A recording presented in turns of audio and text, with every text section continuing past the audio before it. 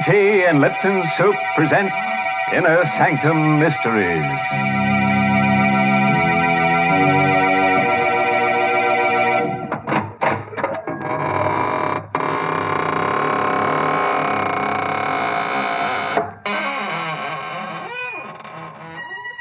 Good evening, friends of the Inner Sanctum. This is your host to welcome you in through the squeaking door. We're having a party tonight for two of my favorite corpses. I call them Romeo and Juliet. They're newly deads, you know. Yes, she's the daughter of a famous society murderer, and he's the pride of the East Side morgue. Oh, they're so happy together in their mausoleum built for two. And you should see the bridal casket. Shame on you, Mr. Host, making fun of such a tragedy. But, Mary, it was a touching ceremony. Of course, I stood up for the groom. Naturally, the poor fellow couldn't stand up for himself. Oh, please. It's an occasion for tears, not for laughter. That's right, Mary. Why, when the bride appeared wearing her grandmother's shroud, everyone had to be cheered up with Lipton tea. Oh, that's enough. I will not have Liptons mentioned at a time like that. Lipton tea is for people who know how to enjoy life. These are the folks who really appreciate Lipton's famous brisk flavor. Yes, that word brisk, B-R-I-S-K, makes a big difference when you're sitting down to a cup of hot tea. Brisk means that Lipton tea tastes fresh and full-bodied, never flat or wishy-washy. I wish you'd try Lipton's, folks, even if you're not a regular tea drinker, because you just don't know how good tea can be till you know how good Lipton's is. Well, Mary, let's tee off into tonight's story. It's called The Shadow of Death, and it's an original radio play by that boogie-woogie man, Robert Sloane. Yes, and our star tonight is Richard Widmark, who plays the role of Howard. All set? Then turn off the lights and let in the shadow of death. On a lonely dirt road that borders the village cemetery, a single car slows to a stop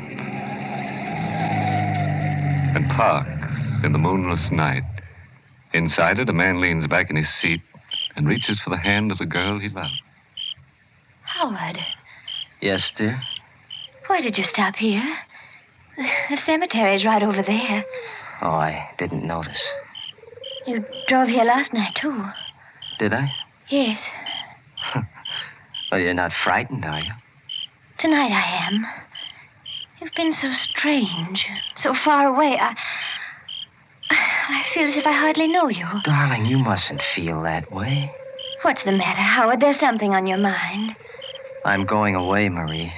Oh, no. And I'm not coming back. Howard, why? Well, I don't really know if I can explain it. It seems so incredible, and yet I know it must be true. What? Something I've discovered about myself. Something strange and frightening, Marie. Wherever I go, I seem to cast a shadow. A shadow of death.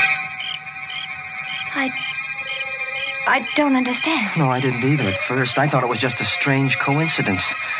But it isn't. It's me. I bring death wherever I go. Oh, Howard, you don't really believe that. Well, how can I believe anything else? Haven't you noticed what happens to every living thing I have around me?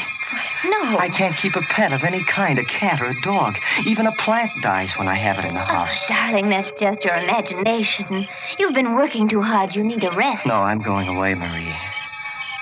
I don't want any harm to come to you. Oh, no, please. Nothing's going to happen to me. This is just...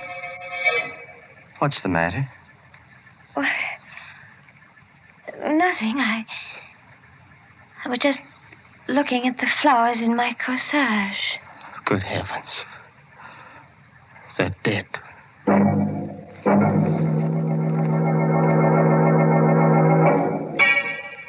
You don't believe me either, do you, Doctor? Well, let's not put it on that basis, Howard. After all, I've been trained to look for the physical causes of death, not the supernatural. Then what do you think I should do? Frankly, I'd like you to spend a few weeks away from these surroundings. Go up to the sanitarium I told you about. They'll take good care of you up there. All right, Doctor. I'll make arrangements to go tomorrow. But I know it won't do any good. You'll be surprised, Howard. 2 or 3 weeks from now, you look back on this as a... Yes? That's strange. Those goldfish in my aquarium. They're all dead.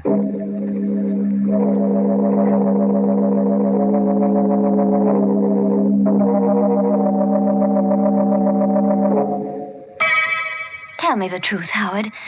Are you comfortable here in the sanitarium? They don't believe me. They don't believe that people die when I dream about them. People die? Yes, didn't you know that? Every time I have a dream about someone, it's a sign of death. And the next morning when I wake up, I look in the obituary column and I see the name of the person I dreamt about. Oh, Howard, what have they done to you here? Nothing, only they don't believe me. The dreams, I mean. I had to prove it to them this morning. And it made me feel very bad. What made you feel bad?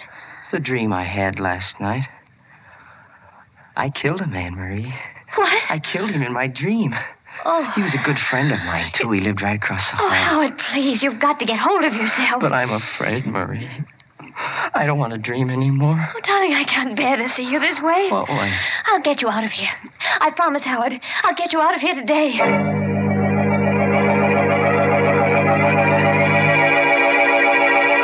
But, Marie, there isn't a chance of getting him out. He may have to stay in this institution for months. Oh, no. Dr. Gerard, can't you see what's happening to him? He's losing his mind. Well, I know he's taken a turn for the worse. That's all the more reason for keeping him here. It might be dangerous to discharge him now. Then why don't you do something to help him? We're doing everything we can. It's not easy. He persists in thinking he has this strange power of death.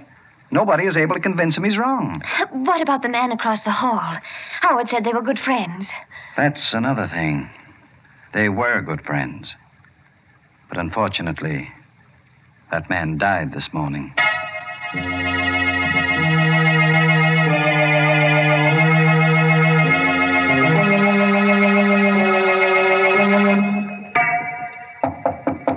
Come in. Ah, good morning, Howard. How do you feel today? Oh, much better, Doctor, much better. No bad spells last night? No curious moods? No, I feel fine. Almost well enough to go home. Let me look at your eyes. You will let me go home again, won't you, Doctor? Yes, Howard, of course, of course. You, haven't had any of those dreams lately, have you? No, not for a long time. Are you sure? Well, I did have one last night. You dreamt that someone was dead? Yes, I did, but I know it's not true. It can't be true. Whom did you dream about? Marie? No, Doctor. I dreamt about you. That's why I know I'm wrong. You're alive, Doctor. Don't you understand? You've proven it to me. Easy now, Howard. Tell me about your dream. Well, I dreamt I was going home, and all the people I'd killed in my dreams were alive again. Yes, go on. Well, somehow or other, I could see my house from this window, and everything was just as it was a long time ago. The flowers were growing, the dog was in the yard. The one that was run over? Yes, everything was well again, and I was well, too. That's why I wanted to go home. But you and Marie's mother didn't want me to. She was in the dream, Marie's mother? Yes, I don't know how she happened to be there, but she was. That's all right, Howard. Go on. Well, I started to leave, Doctor, but she held me back. She held my arms like this, and then you jumped up to ring the bell for help. But before you reached it, I was on top of you like this. Oh. I had my fingers around your throat, and I was squeezing it so hard, I could feel your windpipe bending back until you couldn't breathe anymore. Howard, let go. That's what you said last night, you fool. You wanted me to let go. I held on until your face turned as blue as it is now. It was almost black before I let you go. But first I made sure you were dead. And then I dropped the body. You see, Doctor, my dreams do come true.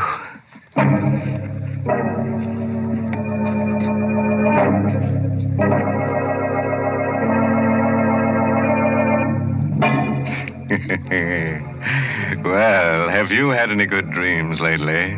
Howard has. And you know, his dreams don't need interpretation. No, they need cremation. Say, it's a lucky thing that guy works on the night shift. It'd be awful if he had daydreams, too. Good gracious, yes. His dreams not only walk, they commit murder. Mary, I was about to say that. Please leave the jokes to me. How would you like it if I talked about tea? Well, for goodness sake, I listened to the story, too. And I must say, I'm glad I'm not his, dream girl. That does it. Friends, let me tell you about Lipton tea. All right, you win. But it's only because I have something important to say about Lipton's. Folks, did you know that Lipton's is the largest selling brand in the whole world? Yes, and the reason for that is Lipton's well-known brisk flavor. You know, that word brisk is the tea expert's word for tangy, full-bodied tea, for Lipton tea. Lipton's is always fresh and spirited, never flat or wishy-washy. That's why lots of people drink it not just at meal times, but whenever they're taking it easy for a minute during the day. So, folks, try Lipton's and get acquainted with that brisk flavor. Well, let's get back to our dream man and find out what he does in his waking moments. When we left him last, he had just done a little manual work on Dr. Gerard's windpipe. And now, as the good doctor lies comfortably on the sanitarium floor, Howard is in the process of going through his pocket. Well, I'll have to have the keys to your car, Doctor. I'll need them to get back home. I hope you won't mind if I hide you under this bed. It may take them a little bit longer to find the body if I do. But... Yes, who is it? Dr. Frisbee, Howard. May I come in? Well, yes. Yes, I'll open the door. What is it, Doctor? Well, I was looking for Dr. Gerard. I thought he was in here. Oh, yes, he was a moment ago. I think he went down the hall. No, I just came from there. I guess he went back to his office. Oh, yes, I guess he did. How are you making out, Howard? Fine, Doctor, fine. You seem a little nervous. Your hands are shaking. Oh, well, You see, you've dropped your keys. I'll get them. It's all right, Howard. I wasn't going to take them away from you. But I am wondering how you happen to have any keys in your possession. Well, they're not really mine. Whose are they, Dr. Gerard's?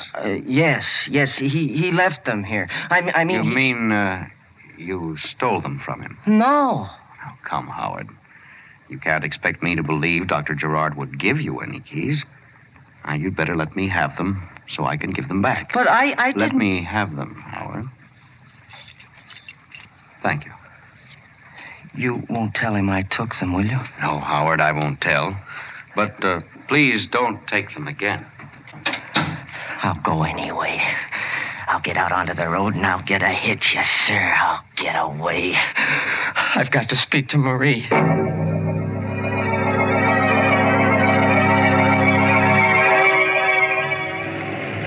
Going down, mister? Guess not. I guess I'm not... Oh, here comes another one. Hey, stop! Give me a ride, will you? Give me a ride, please, mister. Oh, he's stopping. Hey, wait for me, will you, mister? I'm coming. I'll be right there. Oh, gee, thanks, mister. You going into town? Yes, Howard, but you're not. Dr. Frisbee. Yes, I've been watching you ever since you took those keys. I thought you'd try something like this. Well, I had to, Doctor. I understand. Better get in the car, Howard, so we can talk this thing over. All right. You know, it's silly to run away from our place up there. If you really want to go home, all you have to do is ask. I did ask. When? This morning. Oh, wait a minute. Don't start the car. Why not? There's a truck coming. In back. Where? Oh, Howard! Let go of me, Howard! I've got to have this car, Doctor. When I'm finished with it, I'll return it to you.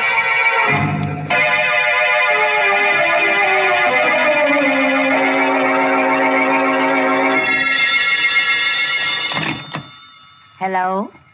Hello, Mrs. Walker. Who's this? Howard. You remember me, don't you? Howard, where are you? In a telephone booth around the corner. You're not in the sanitarium? No, I've been discharged. Dr. Gerard said I could go. You mean you're well again? Yes, I'm completely cured. Oh, I see. You don't sound very happy about it, Mother. Where's Marie? She's out on a date. When will she be back? Well, I don't know, Howard. She didn't say. I've got to see her again, Mrs. Walker. I've got to see her once more before I die. Before you die? Yes, I haven't much longer to live. Now, where is she? Well, I think she said she was going to movies. You're lying. I'm not, Howard. I just can't be sure. But if you go to the theater, you might find her there. You don't want me to see her, do you? No, not until I've spoken to Dr. Gerard. Why? Don't you believe me? Don't you believe I'm well again? No, Dr. Gerard... Never mind what he said. Mrs. Walker, you mustn't dislike me. I'm very fond of you. You are, Howard? Yes. I've been thinking a lot about you lately, while I was in the sanitarium. Last night, I even had a dream about you.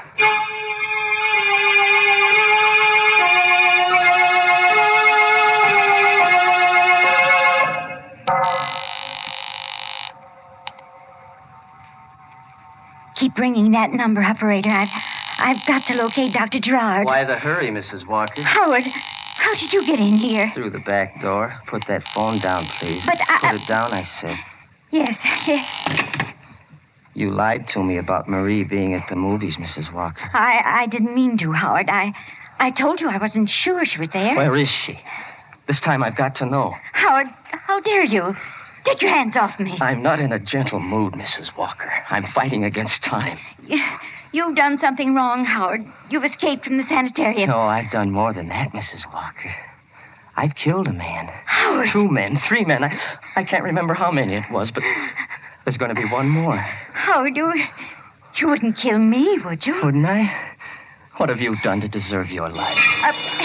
There, Let it ring. But that may be my call. Your call is coming now, Mrs. Walker. Howard, please, put down that knife. Will you tell me where Marie is? I told you I don't know. I don't know. Then I'll wait for her. Right here. Howard, you can't. No, you can't. Oh! Yes, I can, Mrs. Walker.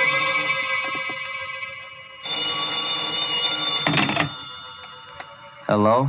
Hello, this is Dr. Frisbee Sanitarium calling. Is Mrs. Walker there? I'm sorry. You have the wrong number.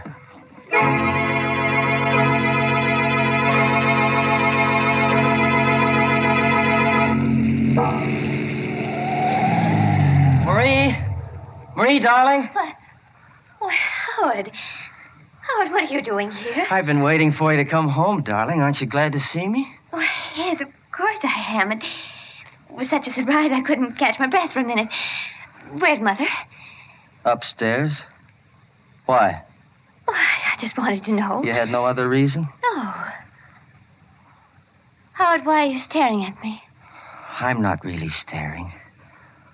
I'm just looking at you, darling. It's been such a long time since I've seen you. I'd almost forgotten what you were like.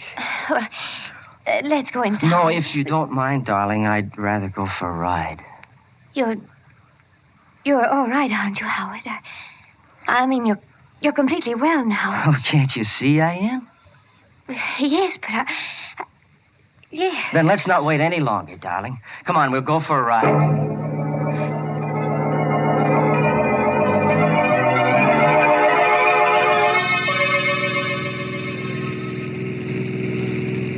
Getting late, Howard. Don't you think we ought to go back? No, not yet, Marie. You just keep driving. These few moments we have together, maybe I'll... Marie, why are you stopping here? We're low on gas, dear. I don't want to get stuck on the highway. Oh. Yes'm? What'll it be? You better fill her up. All right. And have you got a telephone here? Yes'm, right inside. Thank you. Wait a minute, Marie. What do you want with the telephone? Oh, I was going to call my mother. She'll be worried about me. Oh, no, she won't. She knows you're with me. Besides, she went out for a little while. Well, maybe she's back by now. It won't hurt to call, will it? No, I guess it won't. I'll be right back, Howard. Well, hurry, darling. I want to be with you as much as I can. Yes, I won't be a minute. Number, please. Operator, quick, get me the police. This is an emergency. Yes, ma'am, right away. Headquarters, Sergeant Dunn speaking. Sergeant, listen carefully. I won't have time to repeat it. The murderer of Dr. John Gerard is right here in a filling station on Route 6 at the Hadley intersection. What shall I do? I can't keep him here. Does he know you're onto him? No, he doesn't know I read the story in a newspaper just before I got home. He was waiting there for me, and I haven't been able to get to a phone since. Don't take any chances. He's a homicidal maniac. Don't even try to stall him if he wants to leave. No. Just stay where you are, and we'll be over there in 4 minutes. Oh, no, that's no good. He won't let me stay here. He'll take me with him. Marie. Oh, he's calling for me now. Marie. Just a moment, Howard. What can I do, Sergeant? What can I do? Give me the description of the car, quick. It's a dark blue sedan. License number 468J3. We've been going east on Route 6. Oh, I can't talk anymore. He's coming. Marie, for heaven's sake, what kept you so long? Oh, I had a hard time getting the number. There was something wrong with the lines. But you were talking to somebody. Yes, I was speaking to Mother. You were speaking to your mother? Yes. She told me not to stay out too late. You're lying, Marie. No, I'm not, Howard. I talked to her. You talked to the police. That's why you lied to No. me. You did. Your mother's dead. Howard. I know, because I killed her. No. Be quiet. Get back into the car. You're coming with me. No, Howard. Howard, you're hurting my arm. Get back in the car. Hey, you leave her alone. Keep out of this, you fool. Leave her alone. I told you to keep out of this. Howard, no. Hey, put down that wrench. Now put it down. Howard, how could you? Never mind. Get into the car.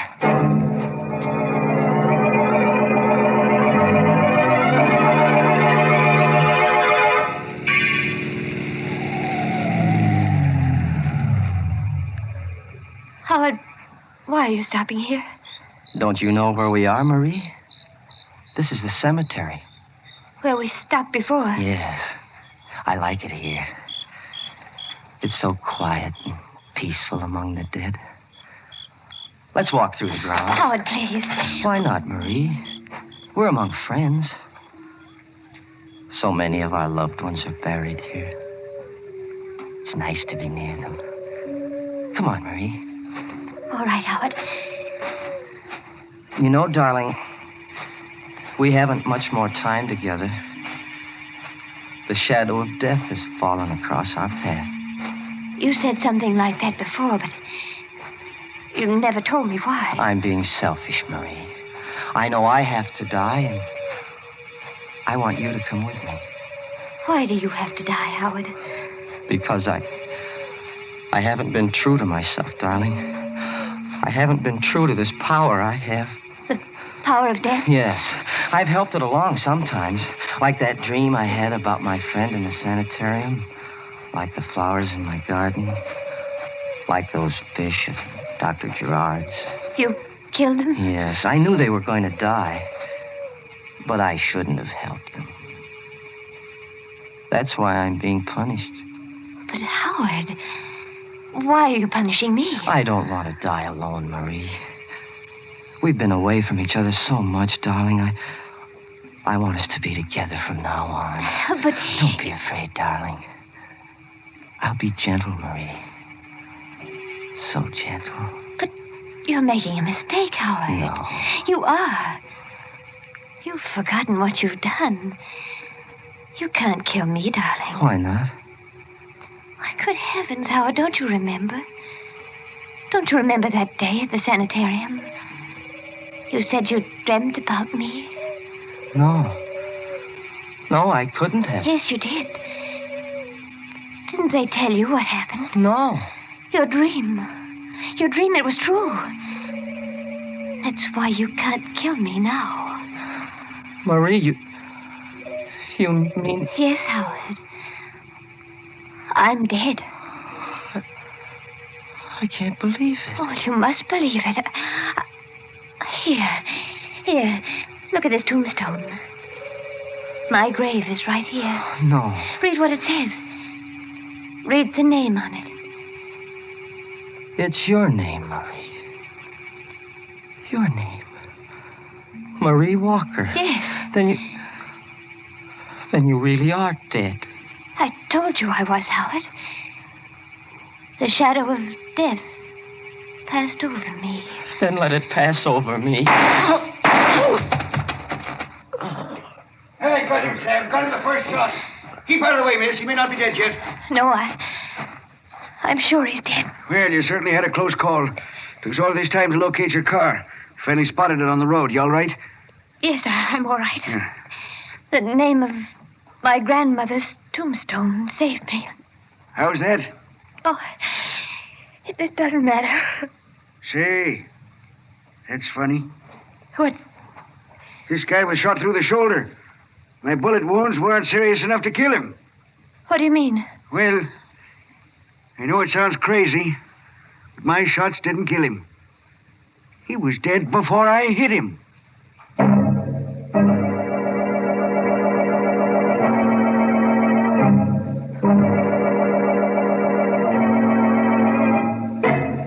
What a shame. Wasting 2 perfectly good bullets on a guy that was dead all the time. Well, at least they won't have to go far to bury him. Here's one villain who died practically in the middle of his own plot. Isn't it funny how many of our stories seem to take place in cemeteries? You know, Mary, I think you ought to open up a concession in the cemetery. And you know what you could sell. Hmm? Don't say it, don't you dare. You know very well that the place to buy Lipton tea is and always will be your neighborhood grocery store. And, folks, that reminds me. You'll find it wiser to buy Lipton's in the larger, more economical size packages. That way you not only save money, but you also make sure that you won't run short on a beverage that's really a household necessity. Brisk-flavored Lipton tea.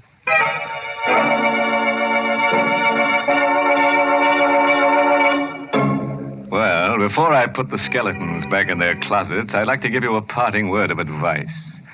A body should never be left alone at the morgue at night. After all, it might become slab-happy. Oh, by the way, this month's Inner Sanctum mystery novel is The Whistling Legs by Roman McDougald. Yes, and let me tell you about next week's Inner Sanctum story. Directed by Hyman Brown and brought to you by Lipton Tea and Lipton Soup. You know, usually our stories are about people who live 6 feet under the ground. But for next week, we've dug a lot deeper. In fact, it takes place in China. And as a special added attraction, we've unearthed a new kind of character for you. Unearthed is right. This guy's been dead for 20 centuries. And now it's time to close the squeaking door, so good night. Pleasant dreams.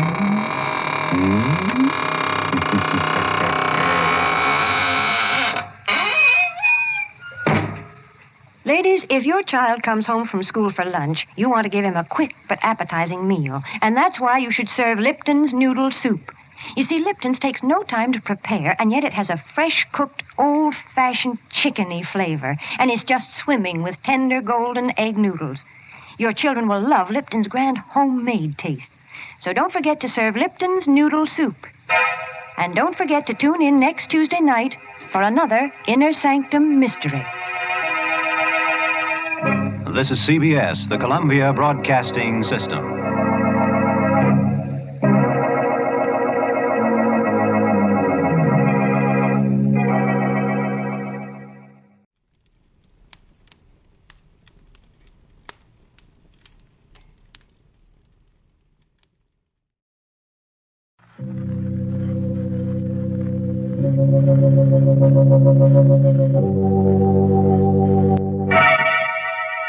Lipton Tea and Lipton Soup present Inner Sanctum Mysteries.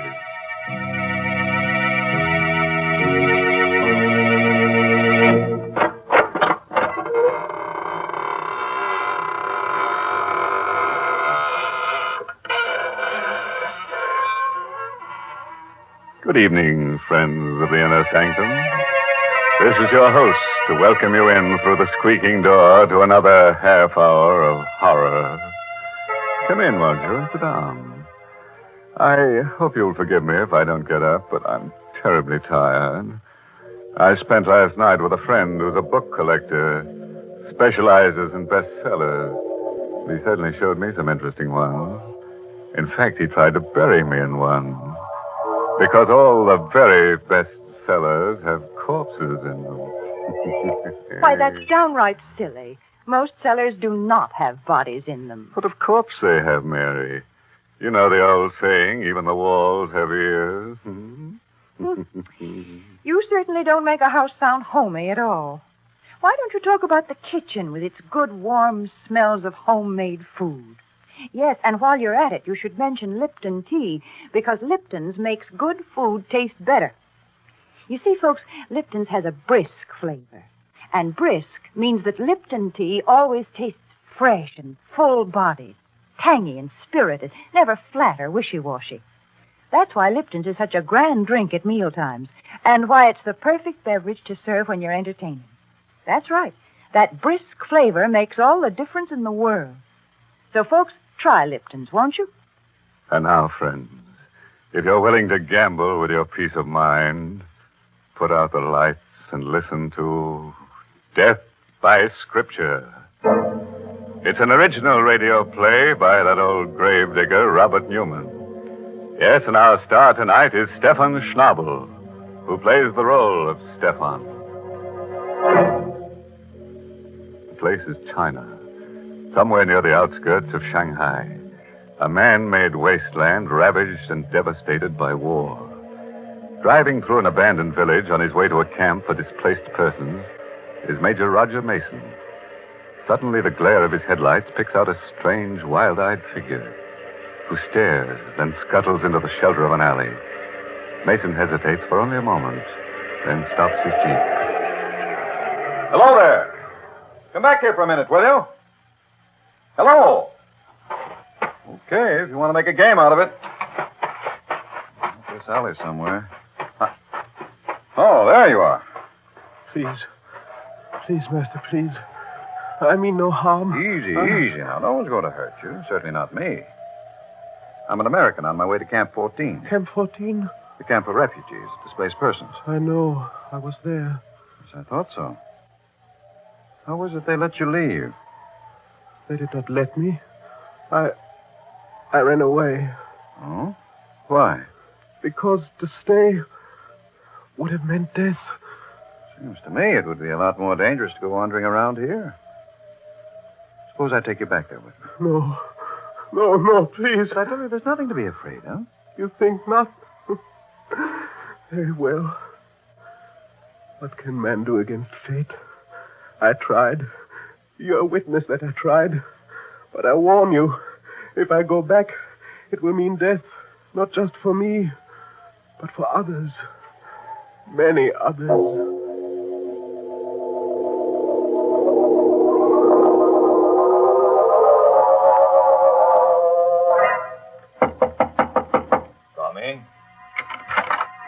Dr. Corner? Yes. I'm Major Mason. Major Mason, I'm very happy to meet you. Welcome to Camp 14. I'm very glad to meet you, too. I've heard a great deal about you. The job you've been doing here. Oh, Dad. There was not much I could do when we were all prisoners. But now that we have been freed and are beginning to get food and medical supplies, it is almost like a holiday. May I present Miss Mia Singh, who has been assisting me? Major Mason? Miss Singh? I brought someone here with me, someone I picked up on the road, and... Stefan. I did not want to come back. He made me. Well, then he does come from the camp here? Yes, of course. A curious case. We have never been able to discover his last name or even his nationality. We have many kinds here, you know. White Russians, Koreans, Siamese, Burmese. Stefan, why did you do it? Why did you run away? Because I was afraid. Because of this. Another one. That same paper. What is it? We found about a dozen of them scattered around the camp this afternoon. Read it. You have not escaped. There is no escape. Do you recognize this symbol here? Japanese Black Dragon Society. It says there is no escape. And it's true. I tried to escape, and what happened? He brought me back. Our benefactor. Our savior. I told you there was nothing to be afraid of, Stefan. Afraid? Is death something to be feared? It is the one escape they cannot take from us. Death, to sleep, to rest, to rest. He's really in a pretty bad state. Couldn't you put him up in the administration building? That might be exactly what they want. What do you mean? It is not like the Black Dragon Society to warn someone they mean to kill. But suppose they don't know exactly who they do want. Wouldn't they do what they seem to have done? Make a general threat and see who showed fear, who did run away? The war's over, Karloff. The Major is right, Doctor. Are we still living in the past? And we do have a room here where we can put Stefan. The one down the hall. Very well. But remember, I warned you. I, too, think it will mean death.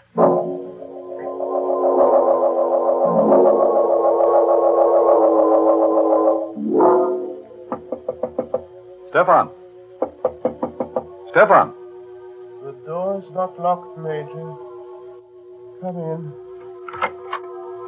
I didn't know whether I'd be disturbing you. Whether you were asleep. Sleep? I never sleep. Never. You're feeling better, though, aren't you? Safer? It is at least quiet. A man can think. I was lying here, trying to remember. Trying to remember what? If I knew, I would know everything. But I don't know. There is much that I can remember. Such as what, Stefan? The first one. The greatest one. Many lifetimes ago.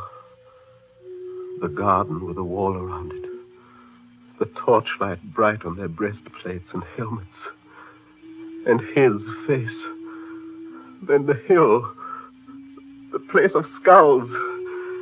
The earth shaking. Stop it, Stefan. Whatever it is you're talking about, it's horrible. Horrible, yes. But true. Those I can remember. I can't ever forget. But what I can't remember is now. Who I am, what I must do, and why. That will be horrible, too. As bad as the others, but... Look, Stefan, you're a sick man. Now, you've got to rest. You've got to stop thinking, brooding. I'm going to get you something, some medicine. That'll help you to sleep. Then when you're strong again, we'll take you away from here. Sleep? I told you I do not sleep. I cannot sleep. No? We'll see about that. I'll be back in a few minutes. Sleep. He does not believe that it is not for me. Not even the final one, which is dreamless. What's that? Outside the door. This door. But who is that? Who is there? Oh, no, don't!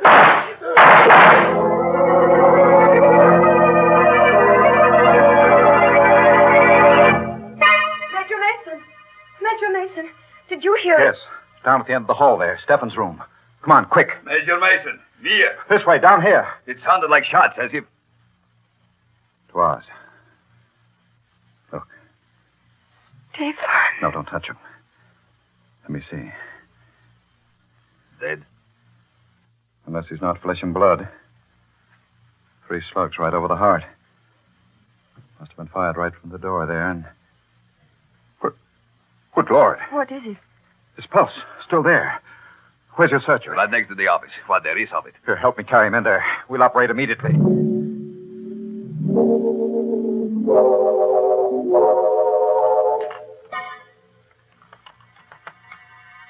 Swab. The cracked door right there. That's it. Hemostat. Clamp that off. You don't have another one, Major. Suture then. Tie it. How's his pulse? Weak, but steady. Another swab. That's it. No, I don't dare probe. Forceps. It is almost in the vena cava. No worse than the others. It's absolutely impossible. No one will believe it. But he's still alive. There. The last one. If he does pull through, he even holds out for a couple of hours, I'll believe anything.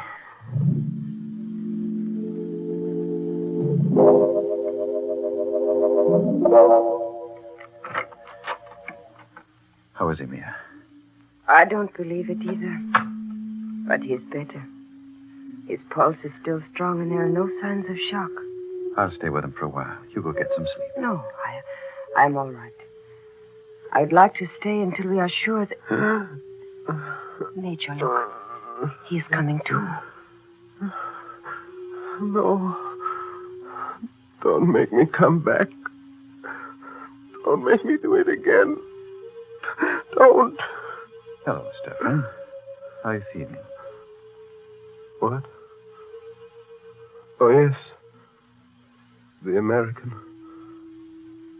Why are you looking at me like that?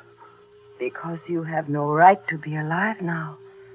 And you wouldn't be if it were not for him. I never had any right to be alive. But I am. And I won't die. I told you I wouldn't. I couldn't. Until I do what I have to do. And what's that? It is coming to me. Slowly. I'm beginning to remember. I do not see it all yet. But I know what it will mean. Vultures and blood. Coffins and death.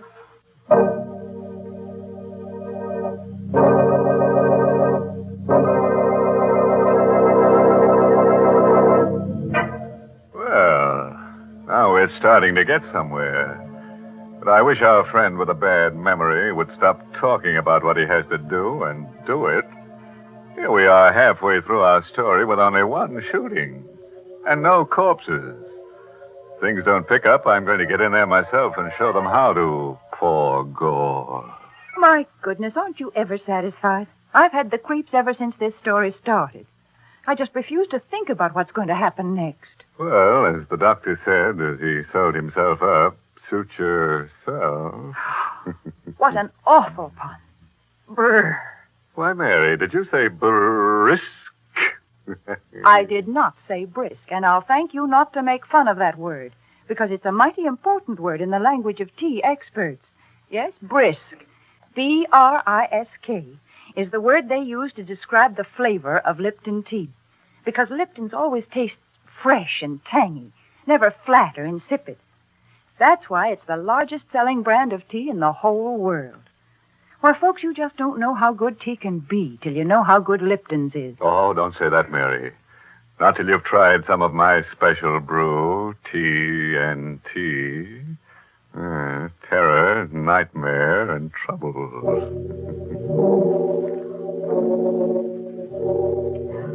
It is the next evening, about 10 o'clock at night. The dust-laden wind still wails around the lonely camp, and the refugees from many nations sit huddled in their rooms. Stefan, his face gaunt and drawn, is sitting propped up in bed in the administration building. You're sure you feel well enough to talk, Stefan? There is pain, but that does not matter. What is it you wish to know, Major? You were shot, Stefan. You know that. Did you see who it was that shot you? Yes, I saw. But that is not important. It does not matter. What do you mean it does not matter? Just that, Doctor. You see, much has come back to me.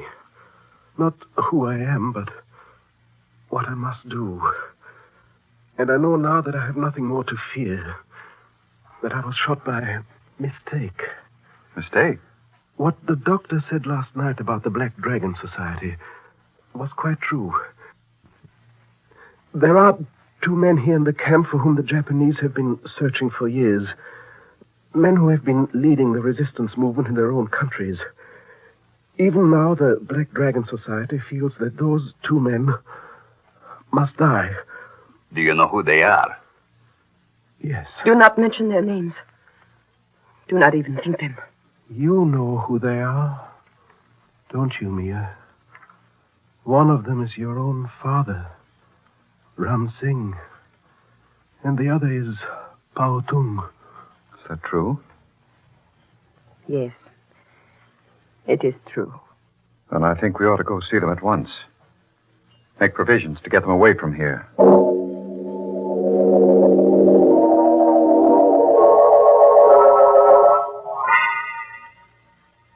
That, then, is the situation, gentlemen. And I should like to have you escorted to Shanghai as soon as possible. You are very kind, Major. We felt that our best protection lay in anonymity. We may have been wrong. As for the danger, even though Japan has been beaten, not all the members of the Black Dragon nor their agents have been rounded up. So... Nonsense, Ram Singh. You always were too cautious. The Major is right. We should have declared ourselves, returned to our countries at once. I, for one, will be happy to do so now. Good. There are a few things in my room I would like to get first. It will not take but a moment. I will meet you back here. Fine. You still look worried, Father. Do I? Perhaps I am. After all these years, waiting, working, suffering, to be so close to what I waited and worked for. But what is there to be afraid of? The Major has promised you protection. I know, and I'm profoundly grateful. But I keep wondering how Stefan knew. What was that? Out on the compound, and it sounded like... Pautung. Stay here, both. No, wait, I am coming with you. Father, you stay here. Lock this door and do not let in anyone unless you know who it is. Major Mason! Major Mason, where are you? Over here. This blasted dust is so thick. Who's that? Karloff. You heard it, too? Yes. Sounded as if it came from... Here he is. Pautung? Yes. Dead? Very. Throat cut from ear to ear. No. No, he just left us. He was only gone a minute.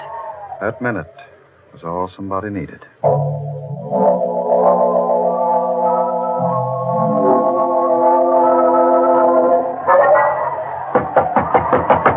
Who is it? Dr. Karloff, Ram Singh. Major Mason asked me to take you up to the administration building. Oh, just a second.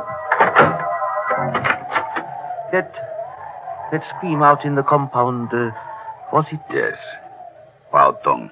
And was he... Yes. Killed. That is why the Major wanted me to come and get you. To put you somewhere where you would be safe.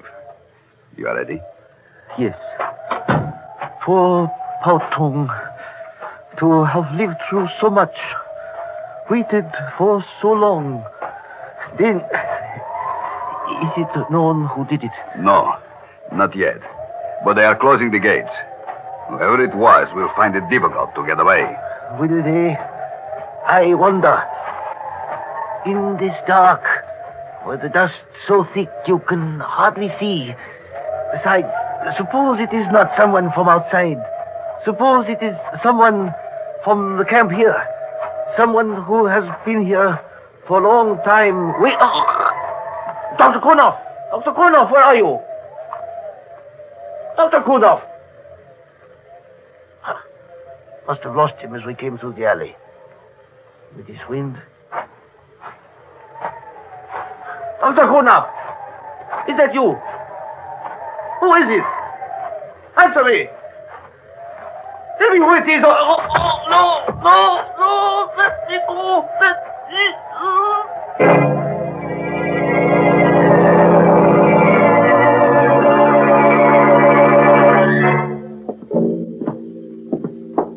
Open the door for me, will you, Mia? Of course, Major. Where are you going to put him? Yeah.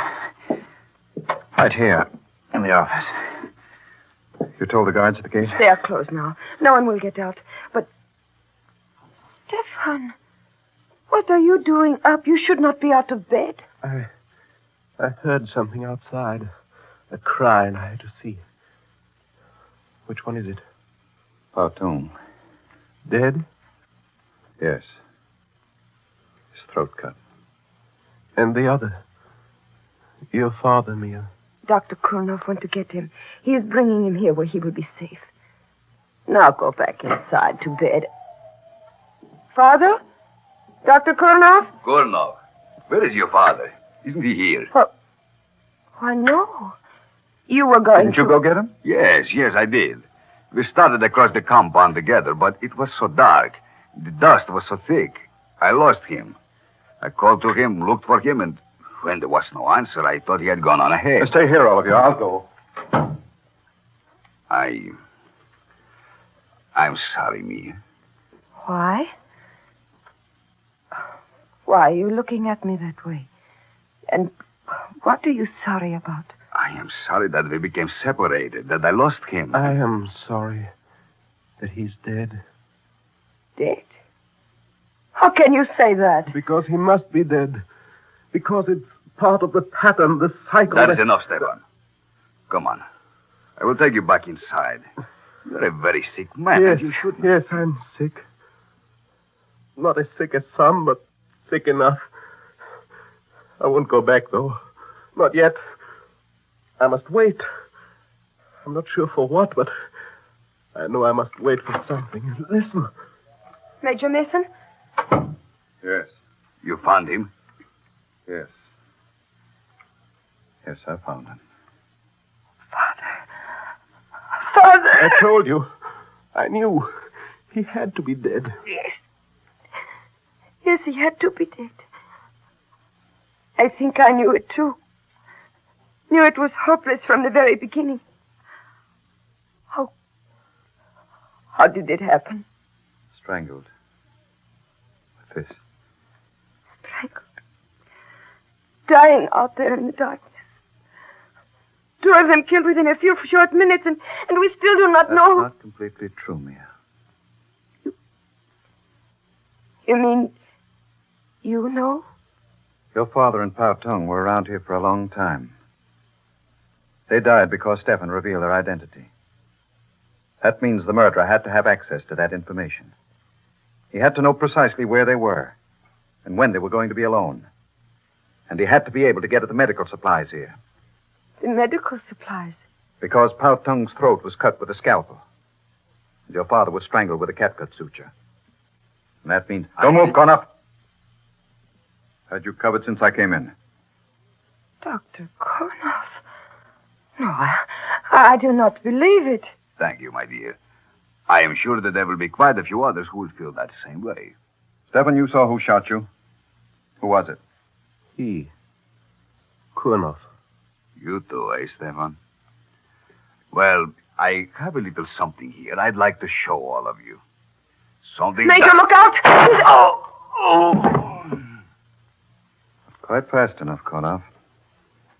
At least you saved us the trouble of a trial. As for you, Stefan... Do not blame him, Major. It was not his fault. Not his fault. It was he who exposed your father and Pao Tung. I know. But I think I also know why he did it. You know? Then tell me in heaven's name. Here. This should not come from me, but take it. Money? You are giving me money? Yes. Silver. The amount may not be exactly right, but now do you understand? Yes. Yes. Thank you. And bless you. I do understand everything. What I have done and what I must do. What does he understand? Why did you give him that money? There was once someone else who betrayed a friend and was paid for it with silver. 30 pieces to be exact. You mean? Yes. In the Bible. One Judas Iscariot. What, that's mad, insane. Are you implying that that's why he didn't die when he was shot? That he's eternal, immortal? I do not know. Perhaps he is not always the same. Perhaps in each crisis, in every period of history, there is always one who must play the role of the betrayer, even against his will. But this much I do know. That he is not immortal. Wait a minute. I just remembered. The story of Judas in the Bible. Come on, quick. What's that? The money I gave him on the floor. And... Good heavens.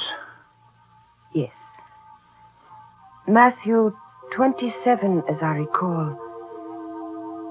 And he cast down the pieces of silver in the temple and departed, and went and hanged himself.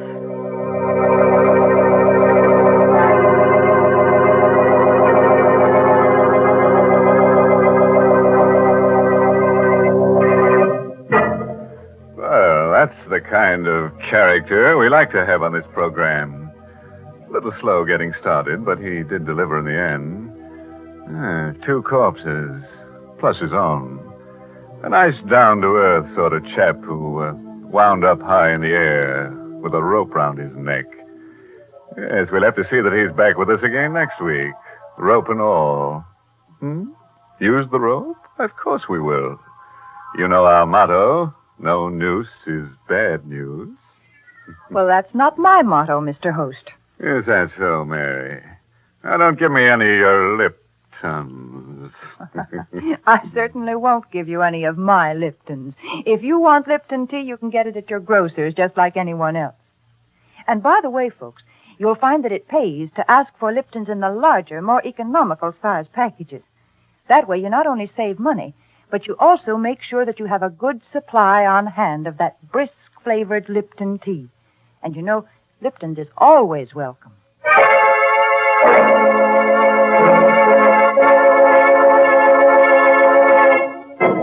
And now here's a word of advice, friend.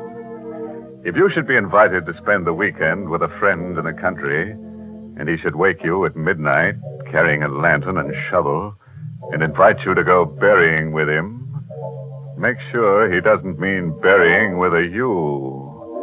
And when I say you, I do mean you. Oh, by the way, this month's Inner Sanctum mystery novel is The Whistling Legs by Roman McDougall. Yes, and next week's Inner Sanctum story, directed by Hyman Brown and brought to you by Lipton Tea and Lipton Soup. Next week's story is about a honeymoon couple. Yes, funny kind of characters to be on this program, eh? Is that what you were thinking? Well, this couple finds a corpse right in the middle of their bed. And they can't ask the corpse to leave, not to its face anyway, because, you see, it has no face. Now it's time to close the squeaking door, so good night. Pleasant dreams.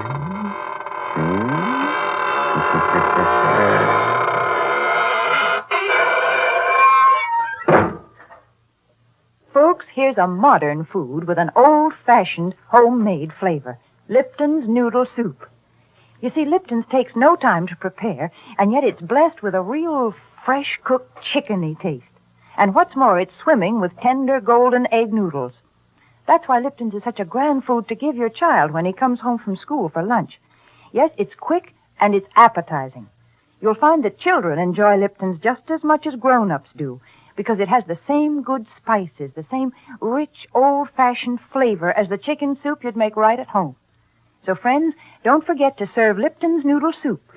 And don't forget to tune in next Tuesday night for another Inner Sanctum mystery.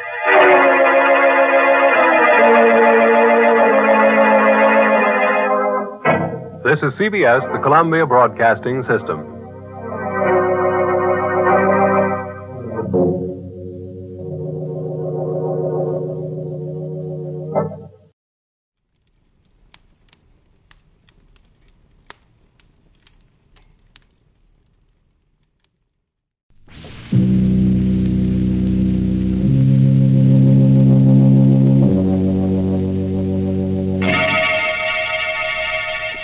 Inner Sanctum Mysteries.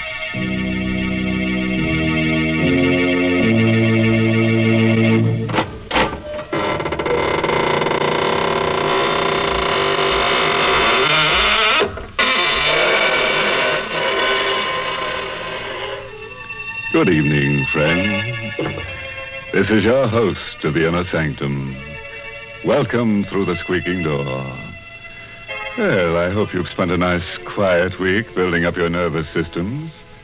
You're going to need plenty of red corpuscles to digest tonight's gory little dish.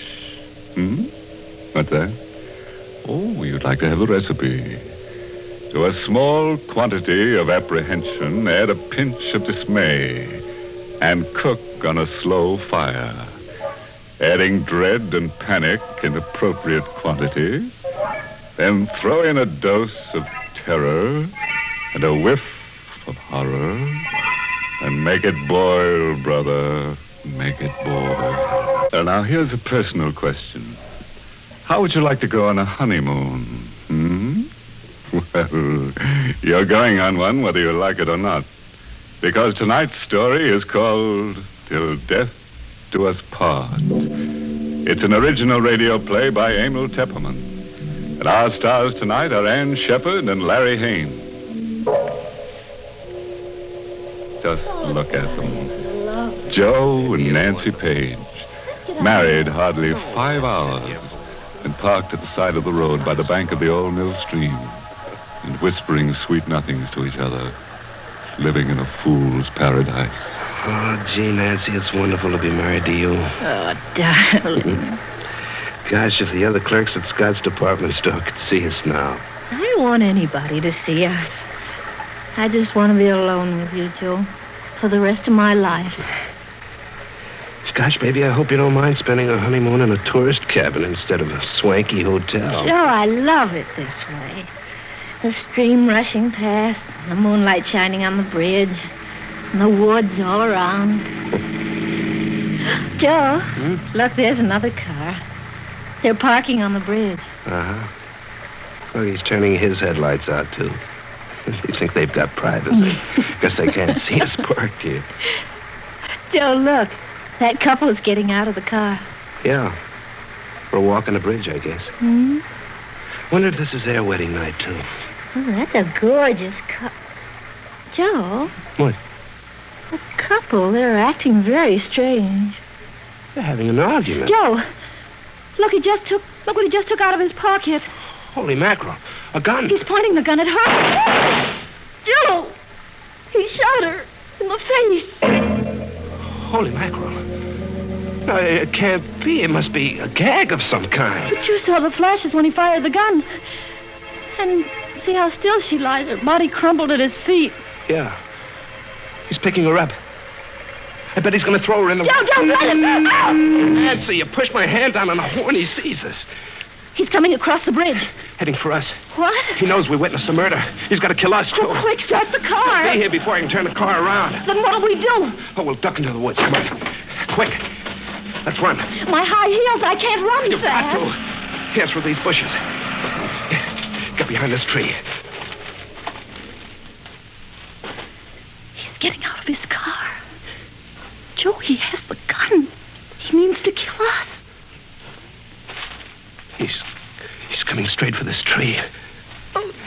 He knows we're here. Nancy, we've got to run for our lives. Here, take my hand. Come on. He's shooting at us. Run, Nancy. Faster. Faster.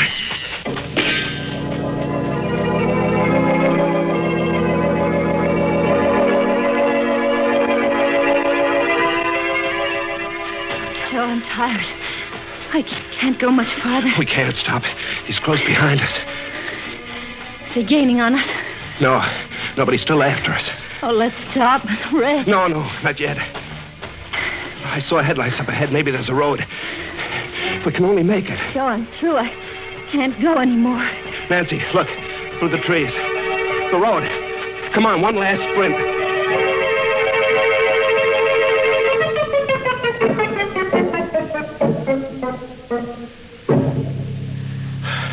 Here's the road. Let's stop.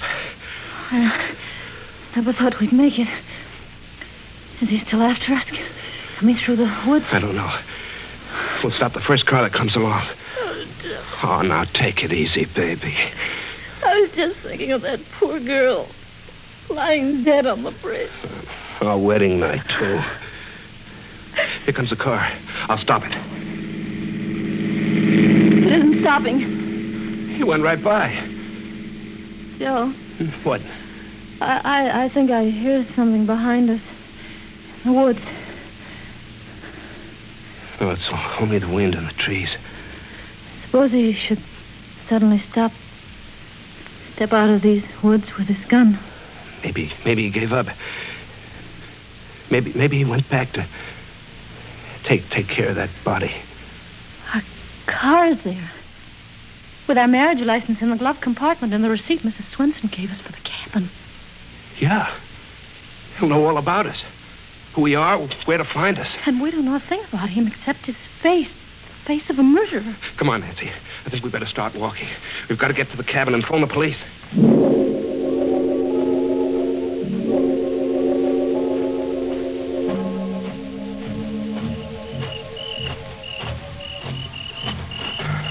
How much further, Joe? Just around the bend. Oh, I'd like to lie down and sleep right here on the road. Fine way to spend a wedding night. Darling, look. We're there. Swenson's cabin. See, they're all dark. Everybody's asleep. We'll wake up Mrs. Swenson. Use her phone. Joe. What's the matter? Look, in front of our cabin. What? Hey. That's our car. The murderer must have come here by another road to wait for us. I don't see anybody around. Maybe he's in the car. Wait here, I'll go and see. No, Joe, you're kidding. No, don't worry. We both saw his face. He's got to kill us both. Don't you see, baby, if I go over there alone, he won't show till he knows where you are. But, Joe, now, take it easy, will you? You stay back here in the shadows. It'll be all right.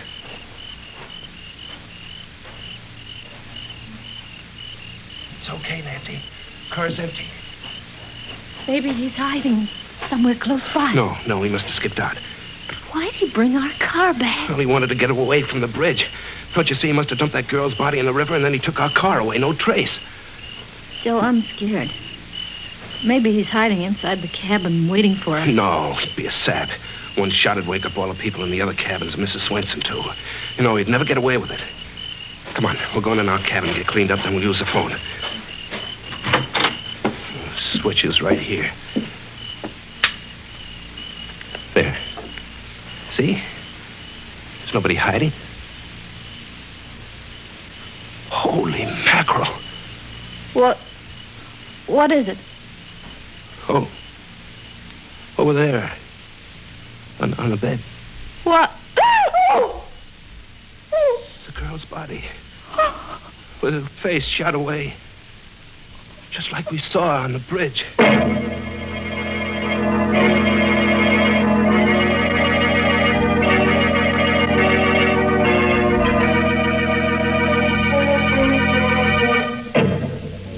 Well. Imagine coming back to your cabin on your wedding night and finding a corpse on your bed. A beautiful corpse who'd had her face lifted without going to a beauty parlor. Don't worry, before the night's over, the murderer may have his face lifted, too, by a rope around his neck. But now let's get back to that cabin. See how Joe and Nancy are getting along with their uninvited visitor, the corpse in their cabin. Yes, it's one of those times when two's company and three's a shroud. I wonder what they're going to do with her, don't you? Now, listen, Nancy, we have to think this over. We're in a jam. For the love of Pete, Nancy, this is no time to faint. Oh, darling, it's awful. Her face shot away. Don't look at her. Here, sit down. Joe, what'll we do? I don't know. I have to think. On our wedding night to have a thing like this happen. Why did he leave her here? To put us in a spot. The cops will never believe our story now. They'll think we killed her. We? But, Joe, we never saw her before in our lives. Nancy, we've got to get rid of her. What? Sure, we've got to take her back. Back to the bridge and dump her right back on the murderer. Oh, no. It's the only thing we can do. Suppose the cops come here and find her. They'll grill us for hours. They'll hold us for the inquest. It might take a week, 2 weeks.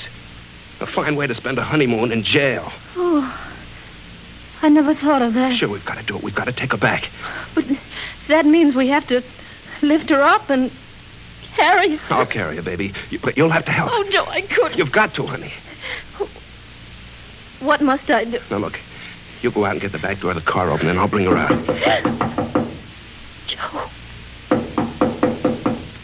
Joe, they'll find us here with the body. Quick. Throw the blanket over her. I'll see who it is. I can't go near Do her. as I say, quick. I'll try. Give me a minute. Who is it? It's I, Mrs. Swenson. It's Mrs. Swenson. Have you got it covered up? The blanket, it's too short. Just a minute, Mrs. Swenson. Her feet are sticking out. Get those clothes out of the valise. Throw them on top of her. That's the best I can do. All right, sit on the bed in front of her feet. Please hurry, Mr. Page. Coming, Mrs. Swenson. Everything okay, Nancy? Yes, but I feel faint. Oh, bite your lip. Do anything, but don't faint now.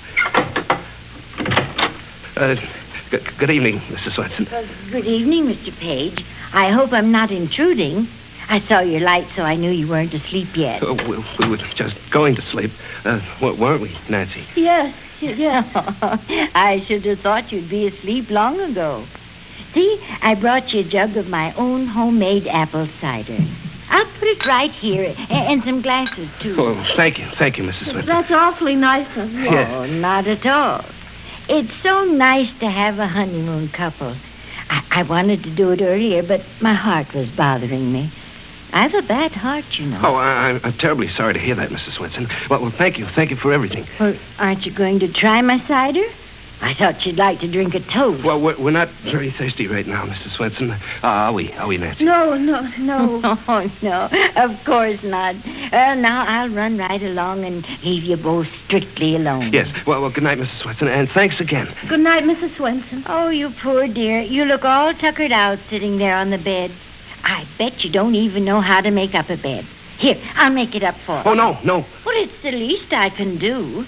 Now you just sit over here on the chair. No, please don't. Oh, why? Well, she means, please don't bother. Well, it's no bother at all. Oh, now look at all those clothes all thrown around. Oh! What's this? We can explain everything, Mrs. Swenson. Shot! She's been shot in the face. Murdered. No, please, Mrs. Swenson, it's not what you murdered. No. You're no honeymooner. No. You're murderers. No, Please. Stop that. Let me go. Shut up. Stop that. Joe, look out. You're smothering her. Joe, your hands. I'm just look trying out. to stop her yelling. Please, Mrs. Swenson. Stop it.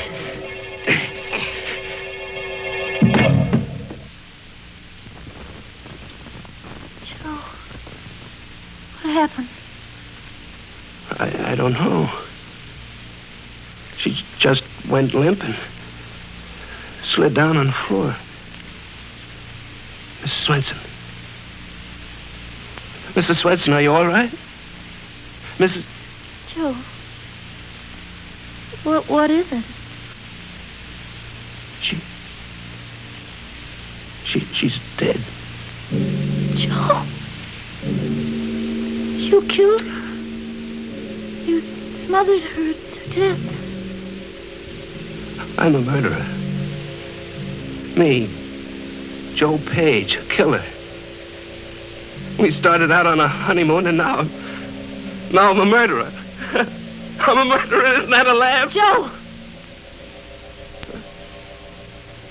Oh, I was kind of dizzy for a second. Joe, please, darling. You look like a ghost. You're trembling. Nancy, what are we going to do? Are you sure she's dead? Yeah. Got a face. Sure she's dead. And that one on the bed. We're in a jam, Nancy. In a jam. Darling, I wish I were dead, too. They'll hold us for murder, Nancy. But it was an accident.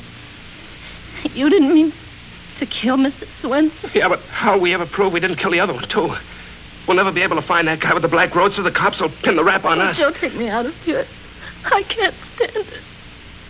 Her on the bed, Mrs. Swenson on the floor. Oh, let's go way far away. You mean run away? Yes. Anything, but let's not stay here. I won't go to jail. I won't. Take me away. Yeah, sure. Sure, we'll get out. We'll keep going. Nobody knows our names. They can't trace us. No. Come on. Get the clothes packed.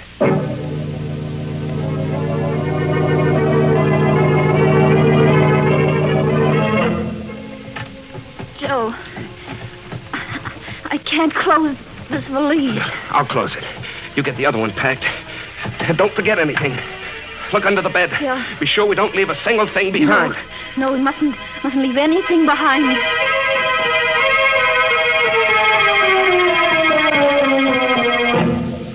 Everything's packed, Joe. Hurry now. Hurry. Yeah, all right. I'll take the bags. You put the lights on. Yeah. Snap the catch. We'll lock the door. Hey, What? What's wrong? I just thought. Our fingerprints. All over the place. What do we do? We have to wipe them off. Off everything. Grab a towel. We'll wipe everything in sight.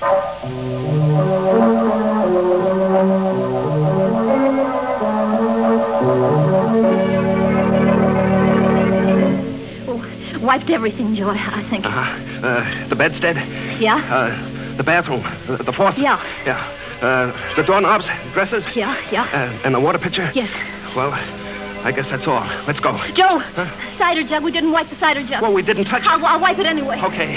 Snap it up, will you? Okay. All right. Come on. Oh, I'll feel better in the car out on the road.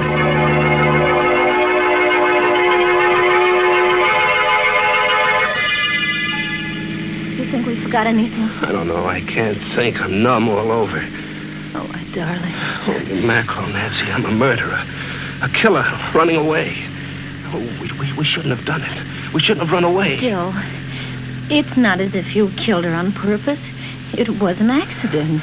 Nancy, do you realize you're married to a murderer? No, it wasn't murder. It was so easy. So easy to kill. I never thought it could be so easy. All I did was to hold my hand over her face. Joe, please. What time is it? It's almost 2 o'clock. We've been driving for an hour. Got a cigarette? Yeah. I think there are some in the glove compartment. Yeah, I'll get them. Joe. What? Our marriage license. It's gone. What? You sure? It's gone, Joe. It was right here. The murderer. He took it. Why? Why would he take our marriage license? I don't know. I can't think straight anymore. Joe, he knows our names. He knows everything about us. Darling, there's no use running away. He knows who we are. We'll always be at his mercy. Oh, I feel all in. I can't drive anymore. I've got to rest and think. Pull up at the side of the road. Look, see? Up ahead, a gas station closed for the night. We'll park there. Yeah.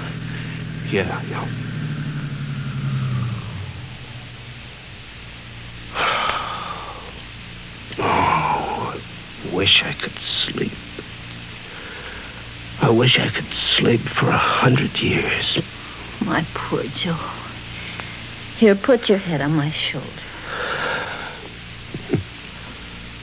First night of our honeymoon. And maybe the last.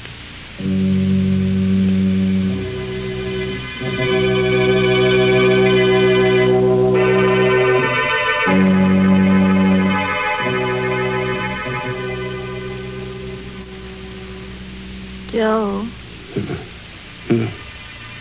Joe, it's 6 o'clock. Oh. Hey, it's daylight. Yeah. Gosh, I slept all through the night. I guess I fell asleep, too. Oh, it's chilly. Yeah. We should have closed the windows. Gee, honey, you look pretty with your hair mussed up. Gosh, your hands are cold. Here, let me warm them. This is our first morning together. Yeah. First morning together. But this isn't the way I used to dream about it. Oh, baby, how'd we ever get in a mess like this? We're back where we were last night, in the same jam. Nothing's changed. Those two corpses still in the cabin. What'll we do? Darling, let's not think about it for a while yet. Let's go find a place for breakfast. Our first breakfast together. After that, we'll go back to thinking about it. But at least let's have those few minutes a sort of stay of execution. Yeah, baby, okay.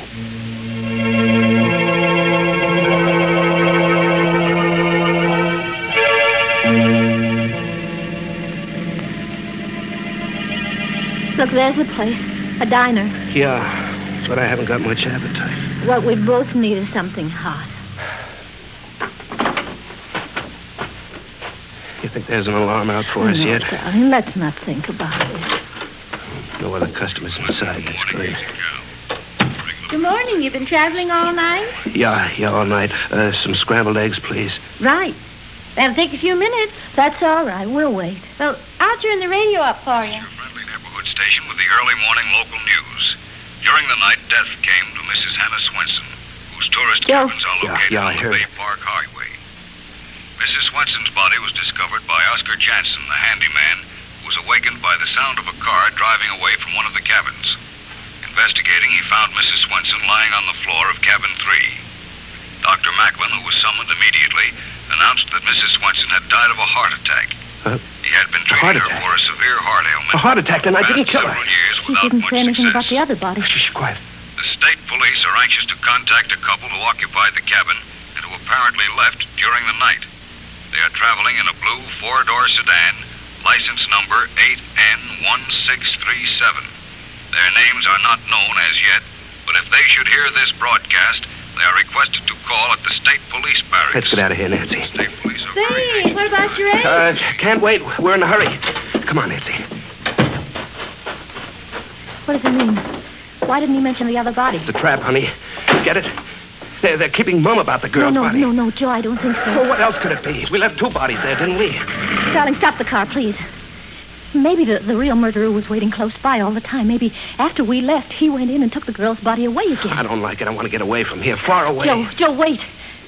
Look, darling, don't you realize you're not a murderer? You didn't kill Mrs. Swenson. It was a heart attack. That's what they say. I say it's a trap. Let's get moving. Come on. No, it's too late. Look. State troopers. Yeah, he's coming right over here.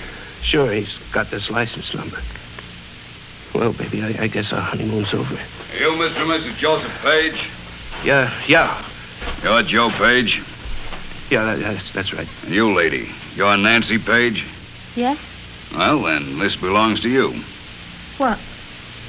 What is it? Take it. Marriage license. What? Where'd you get it?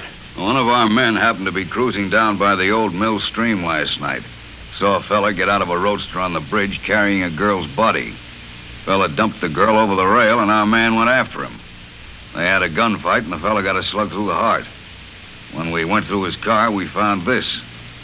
On the back of it, you notice he wrote your license number. Then you got the murderer? Sure did. But we didn't recover the body of the girl. It was carried downstream. May take several days to find it. Then we're not wanted for anything? Well, your other folks were in Mrs. Swenson's cabin last night. We figure you left in a hurry. Kind of embarrassing to have a thing like that happen on your honeymoon, huh? Can't blame you. Oh, we're free to go on our honeymoon? Just come down to the barracks and sign a statement, and then you can be on your way. Would you mind, officer, just a few minutes? We want to go back in the diner for our honeymoon breakfast.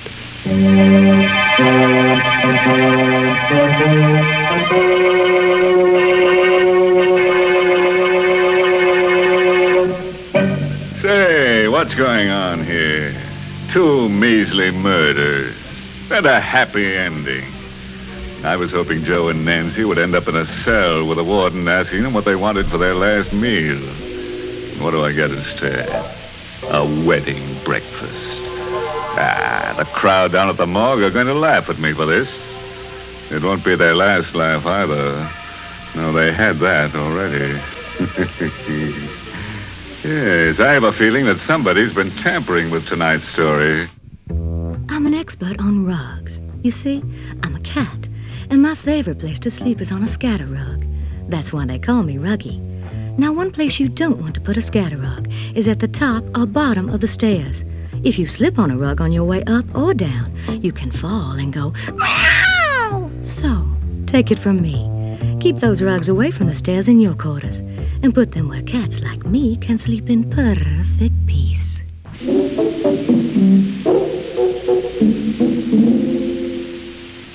And now a parting word of advice, friends.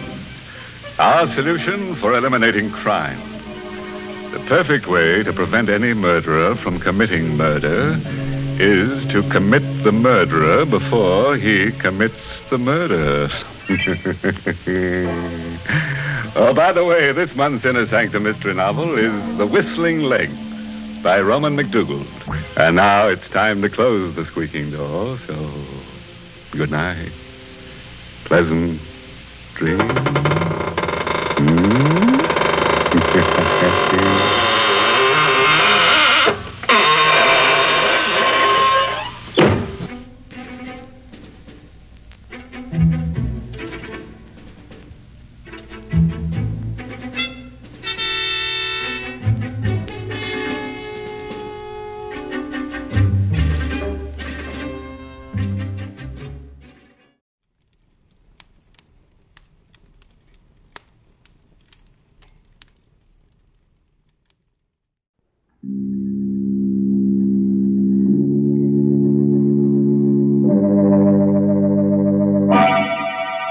Lipton Tea and Lipton Soup present Inner Sanctum Mysteries, starring Boris Karloff.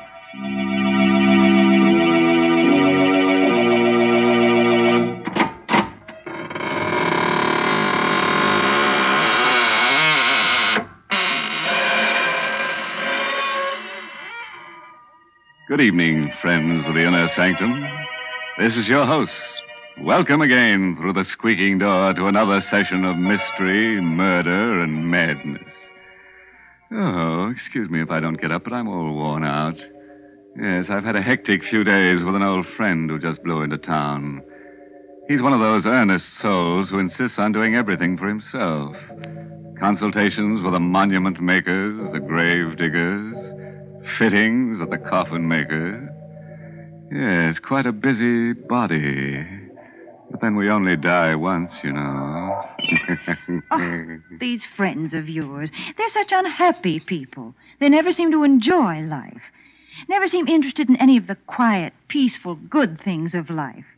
For instance, what's the use of telling one of your spooky characters about Lipton tea? They wouldn't like it.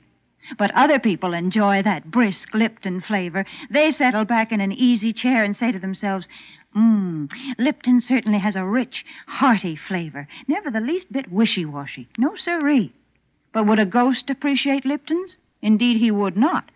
And it's lucky Lipton's is made for real live folks who like good things, or else it wouldn't be the world's largest selling brand of tea. Mary, you've been very hard on my friends. Very. And they won't like it. But then most live folks don't enjoy being scared to death. And that's just what's going to happen to you tonight. Our story is called The Corridor of Doom. It's an original radio play written by Robert Newman. And our star tonight is a man who gives even me the shakes. The famous star of stage, screen, and radio, Boris Karloff. Have you thought about death lately? Not the fact that it's inevitable, that it must come to all of us someday, but rather how it will come. Do you think of it as a sleep and a waking, of a sudden transition from one state of being to another, or to a state of non-being? John Clay was one of those people who never thought about it at all, until he found himself walking down that dim and endless passage which... But suppose we let Boris Karloff in the role of John Clay tell you about it himself. If your blood pressure will take it, put out the lights and come on a little trip down the corridor of doom. When I woke up, I had no idea of where I was or how I'd gotten there. I was lying on a hard, white bed in a clean, white room. There was a dull pain in my abdomen. Touching it tentatively, I felt a bandage. So that was it. An operation. But for what? And where was I? At that moment, the door opened, and she came in. Good afternoon. Or is it evening? Whichever you prefer. It doesn't matter. My name's Clay. John Clay. Yes. And yours? You can call me Nada. Exactly. Where am I? In what hospital? It has no name. What? But that's ridiculous. I'd like to speak to Dr. Rogers. If you'll get him for me, please. There is no Dr. Rogers. At least, not here. Then who operated on me? And for what? Listen, I'm not a well man. I've a very bad heart. Will you get someone who can talk to me? If you wish. I'll call Dr. Stone.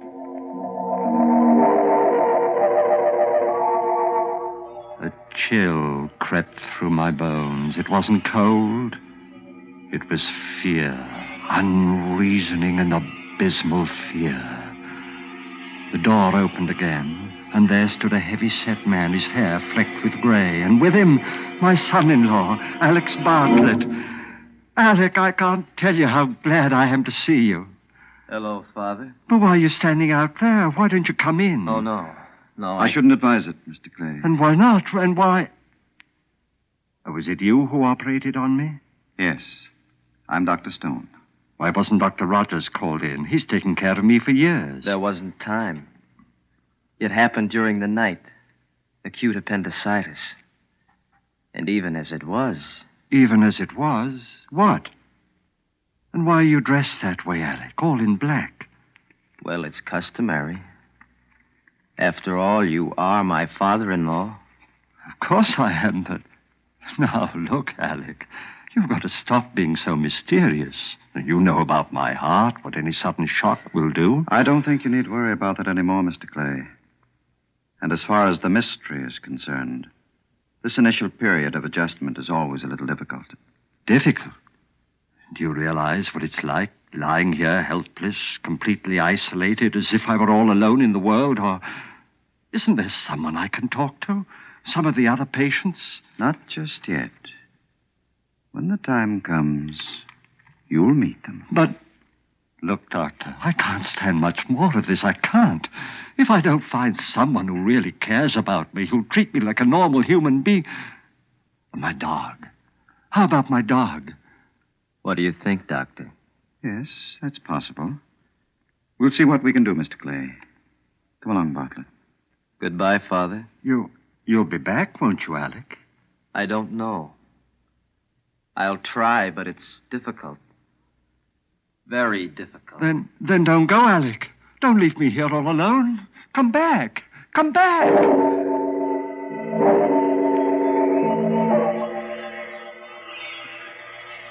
I waited and watched and waited. Then the door opened, and there was the doctor again. There was a small, thin-faced man with him this time, wearing the white coat of an orderly and carrying a black box with a handle. My dog. You brought my dog. All right, Martin. Give it to him. Yes, sir. Oh, thank heaven, now at least. Come on, Carrie. Come on, boy. Get up. Wake up. Why, what's the matter? Carrie. He's not asleep. He's dead. You wanted him, Mr. Clay. But why didn't you tell me? When did he die? How? How old was he? 11 and a half, maybe 12. Pretty old for a dog. That's probably why he could come. What do you mean? What are you trying to do to me? Don't you realize I'm a sick man? Easy, Mr. I won't Clay. take it easy. I won't stay here another minute. I'm leaving right now. Sorry, but I don't think we can permit No, that. well, we'll see about that. You're getting yourself all upset for no reason, Mr. Clay, making it very difficult for the rest of us. Martin, you'd better let me have some of that bottle there. About 10 cc's. The red medicine? Yes. I don't want any medicine. I won't take it. Now, please, Mr. Clay. I won't, I tell you. No, I don't want the... It's awful. Salty. It tastes like... Yes. But I think you'll find that it will make things much easier for you. Very much easier. You're doping me up. That's what you're doing. Putting me to sleep. You think that when I wake up, I'll forget about everything. Yes, Mr. Clay. You'll forget about everything. Everything.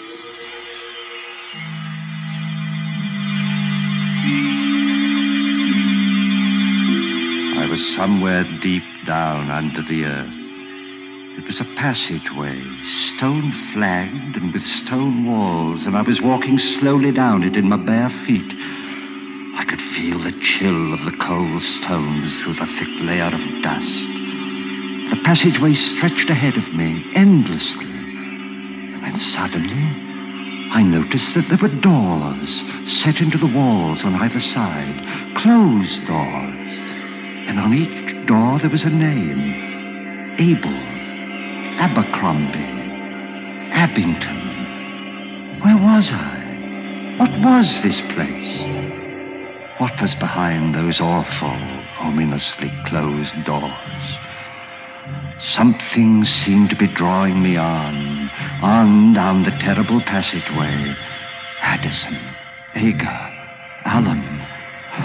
I could feel the cold creeping up my legs, higher and higher, my heart pounding faster and faster. And suddenly I knew where I was and where I was going. Knew what was waiting for me there ahead of me down the passage. No, exerting all my will, I turned, tried to go back.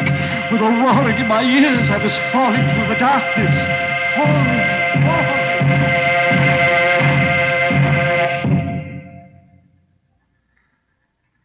When I opened my eyes, I was in that cold, white room again, clutching the blankets with trembling hands.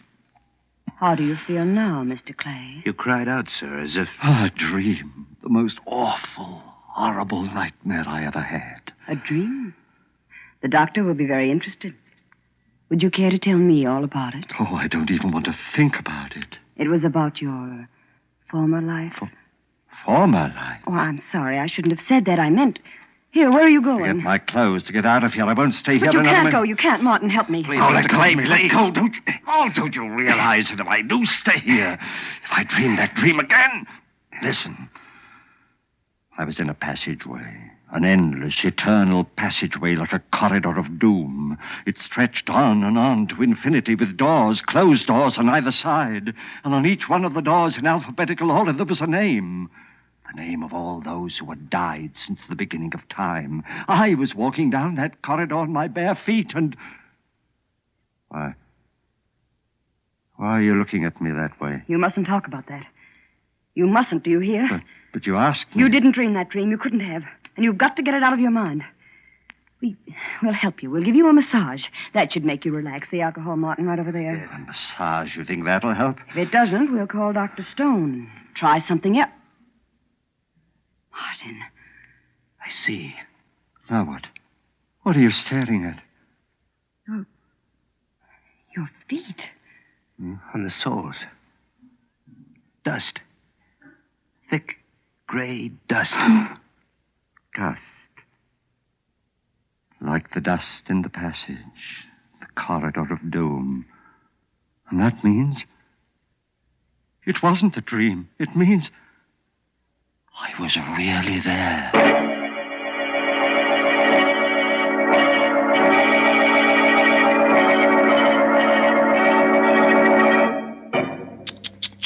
Dirty feet on those nice, clean sheets.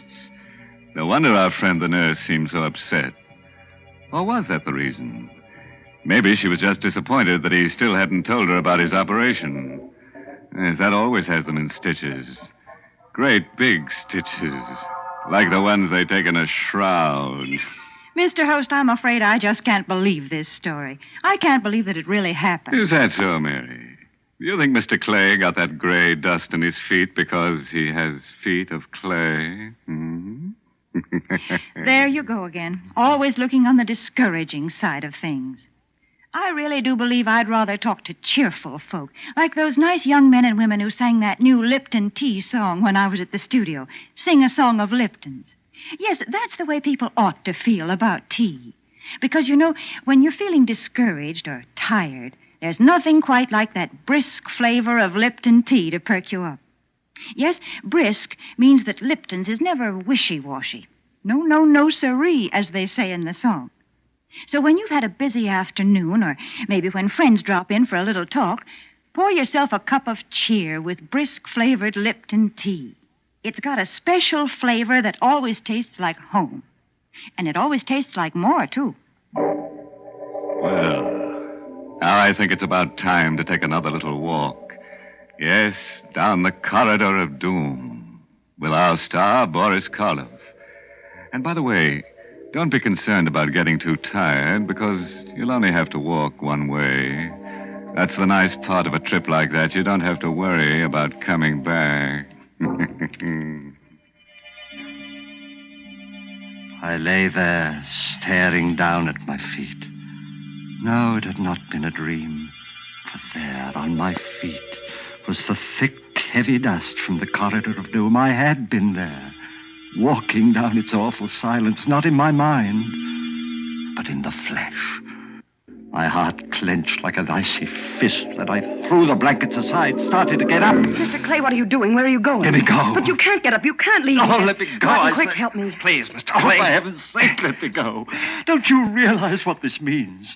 If it wasn't a dream, and if I stay here, go down to that horrible place We've again... got to make him quiet down. Some more of that medicine, Martin. Another 10 cc. Right. Oh, no more of that. It's here, Mr. Clay. You must take it. You must. It will make you sleep.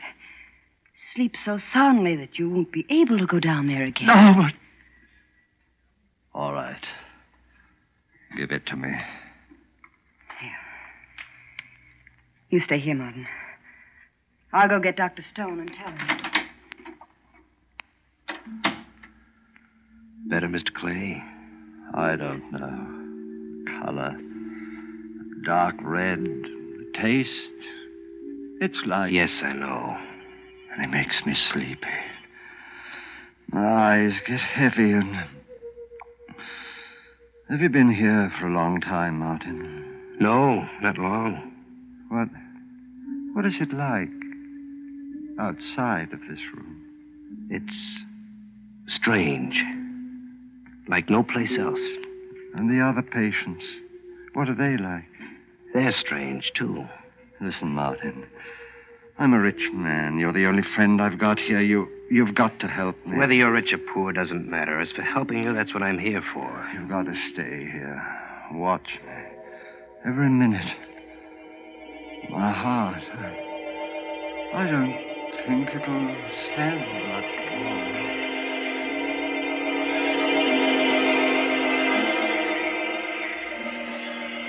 My first sensation was one of cold, numbing cold, creeping up my limbs.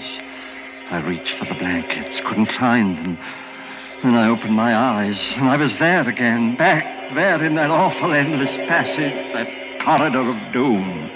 The same stone wall, stone floor, covered with a thick layer of dust. The same doors with a name on each one, on both sides of me. But now I was up to the bees. That one there, Barbara, next to it, Babbitt, and then Backer. I tried to cry out, but I couldn't utter a sound. I tried to stop, check myself. My muscles didn't respond. Slowly, heavily, I continued walking on down that endless passage, past Badger, Baffin, Bagley, past the bees and towards the seas, towards a door with my name on it. My heart pulsed, pounding with terror. My breath rasped in my throat. Convulsively, I clutched at the walls, forced myself completely around. Then, as if I were fighting against a roaring gale, I drove myself back. One step I took, 2, 3, and I stumbled and was falling again. Falling through darkness, complete, absolute, unending.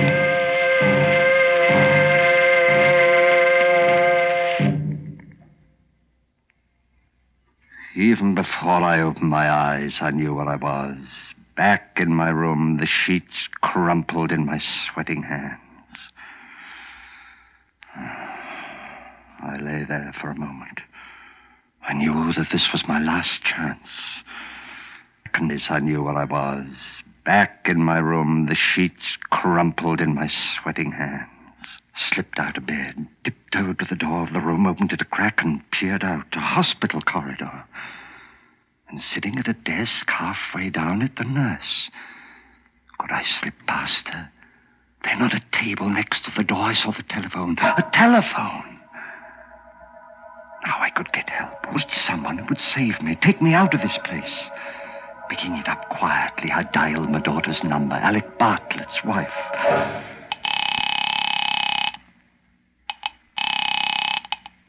Hello? Jane? Oh, thank heaven. Hello? Jane, it's your father. Listen, you've got to help me. You've got to come and get me. I'm at the hospital. Alec knows where. Hello, is anyone there? Yes, can't you hear me? Didn't you hear what I said? It's your father and... Jane! Hung up. I heard her, but she couldn't hear me. Something wrong with the phone, her phone. I've got to get hold of somebody, but who? Dr. Rogers? Oh, might be out. And if they come in while I'm phoning... Oh, I know, of course.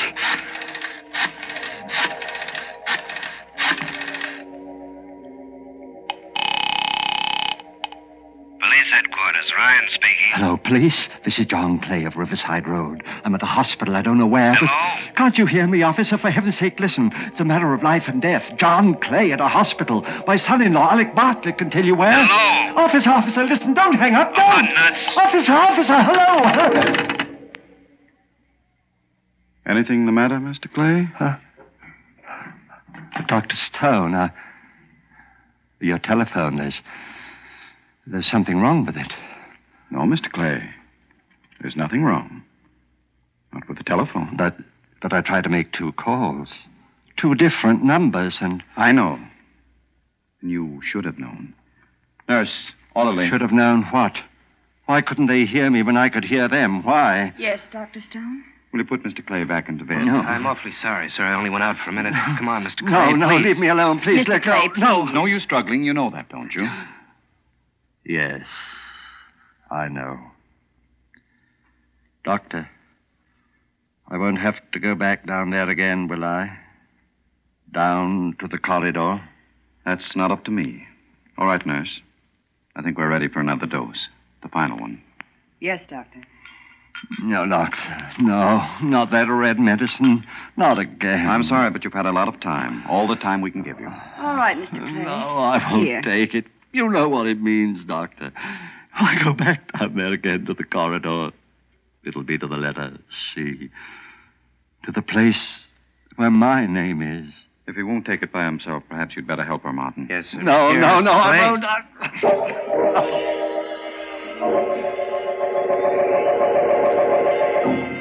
Again, I knew where I was before I opened my eyes. I could feel the dust under my bare feet, and through the dust, the biting chill of the cold stones. I was there, back in the corridor, walking down its silent length past the blank, closed doors. For the names on the doors, now they were all C's. Cabot, Cadden, Cahoon. On I walked, the beating of my heart, the pounding of my pulse loud in my ears. On down the passage, no longer even trying to fight against what I knew was inevitable. On past Cameron, Chelsea, Chiswick, and then, suddenly, terribly, one door. A door with my name on it, gaping, waiting for me. I tried to stop, to turn, but my legs carried me forward. I was but 2 doors away. I could see into it now, see that it contained nothing. Absolutely nothing, not even a coffin. Just stone walls and a flat stone slab. I was turning to step over the threshold. I made a last convulsive effort. Merciful heavens, help me! Save me!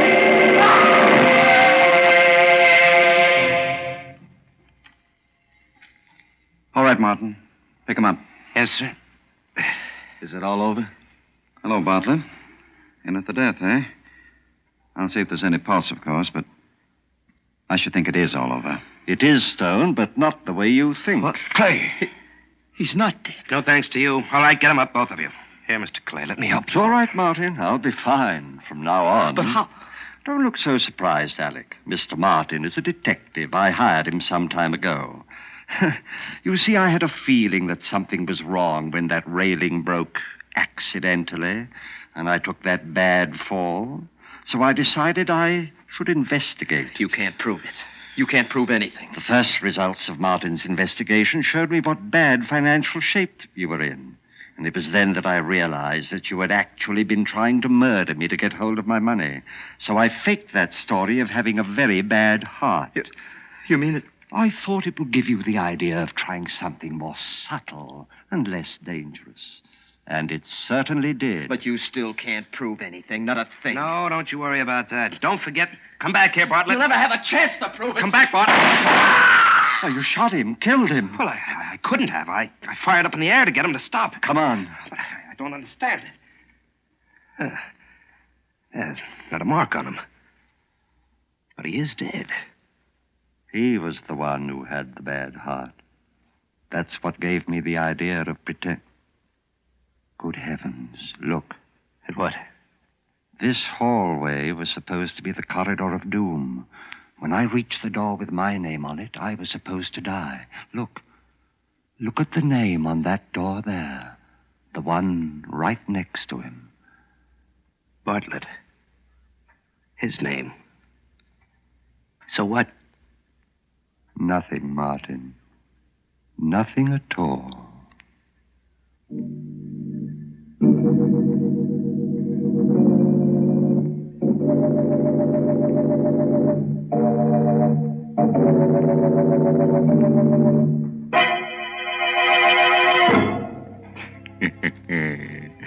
Now, where do you think old Dr. Stone got the idea for that little alphabetical graveyard? That's right, from me. Huh? You don't believe me? Then come on home with me tonight, and I'll show you the one in the cellar of my house. What's more, I'll show you a door and a neat stone slab with your name on it. Nonsense, Mr. Host. Mr. Clay just explained that the whole thing was a hoax. And I'm not going to sit here and hear you say otherwise. Well, then don't sit. Stand up and we'll take a walk, Mary Bennett. Yes, back to your name. Back to the bees. Baker, Bartlett, Bennett. You don't scare me. Yeah? Well, how would you like it if we went to the L's and found a door marked Lipton? Oh, why, that's fine. Inside, we'd find a wonderful, friendly beverage. Lipton's, the tea with the brisk flavor. The tea that's welcome at all hours of the day. Yes, the largest selling brand of tea in the whole world. Lipton tea.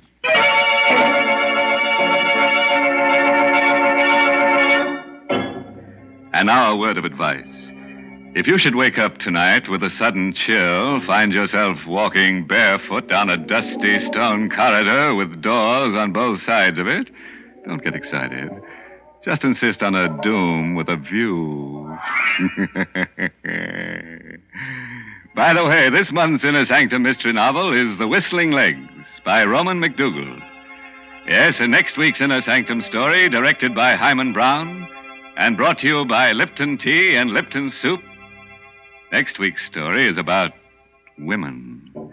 Yes, two women who like to be treated rough. Choke 'em to death, shoot 'em, murder 'em. They'll love you for it. And who do you think is going to be their boyfriend? That's right. Boris Karloff.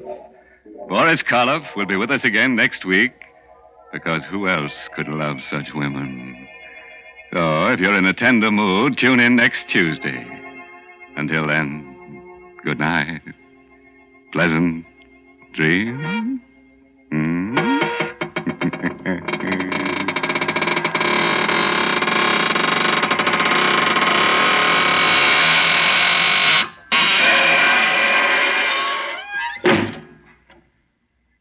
Folks, it's wonderful how quick and easy cooking can be these days. I guess some of you remember when it used to take half a day to make a pot of chicken noodle soup. But now we have Lipton's noodle soup mix. You might say Lipton's takes no time at all to prepare, and yet it has a fresh cooked chickeny taste, a real old-fashioned homemade flavor. Yes, and it's brimful of tender golden egg noodles. Lipton's is grand for quick meals, and it's also a perfect beginning for the most elaborate dinner. So don't forget to serve Lipton's noodle soup. And don't forget to tune in next Tuesday night for another Inner Sanctum mystery.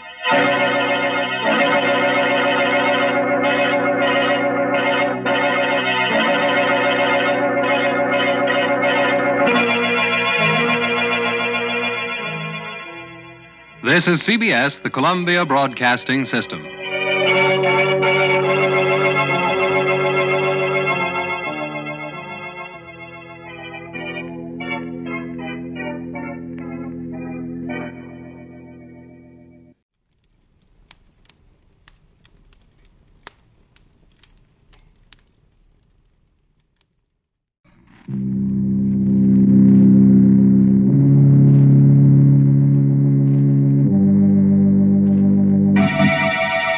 Lipton Tea and Lipton Soup present Inner Sanctum Mysteries, starring Boris Karloff.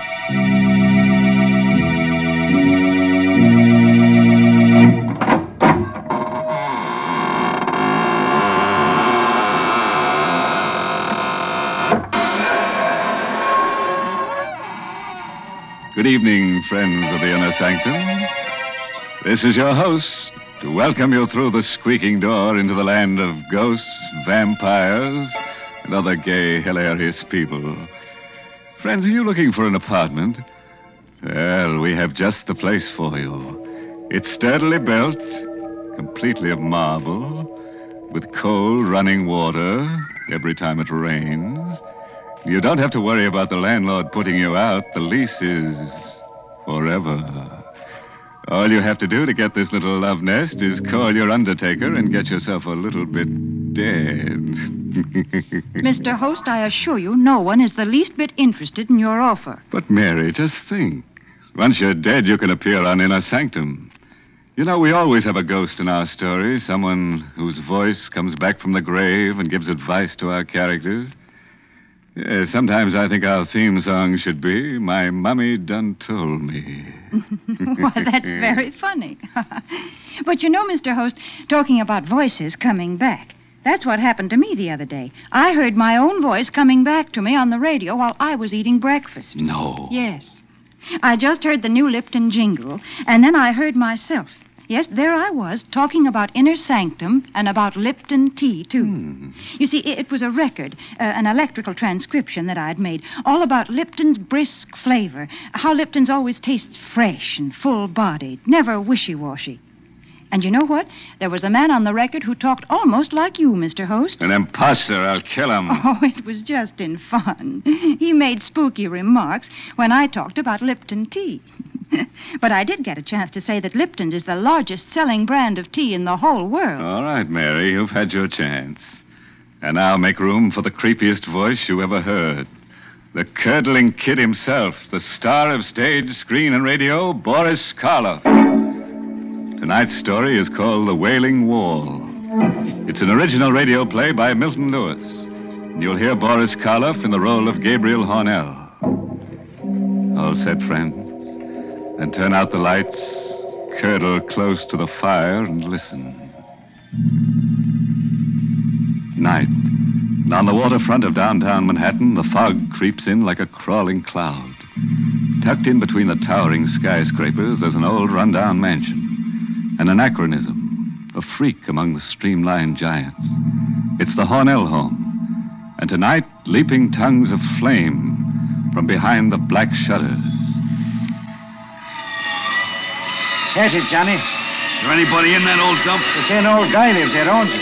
Gabriel Hornell. I hope he had sense enough to get out. That place is like a tinderbox. Yeah, and pretty well gone.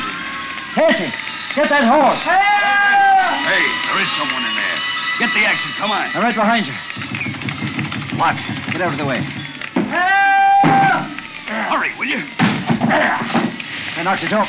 All right, come on in. You see anyone in there? No, we can't stay. Hey, there he is. Oh, the crazy cootie didn't even have sense enough to get out.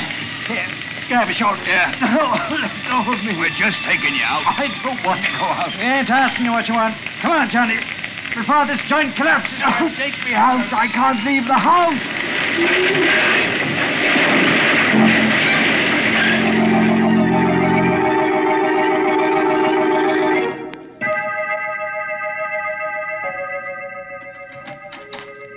Good evening, Mr. Hornell. I hope you're feeling... Mr. Hornell? Mr. Hornell?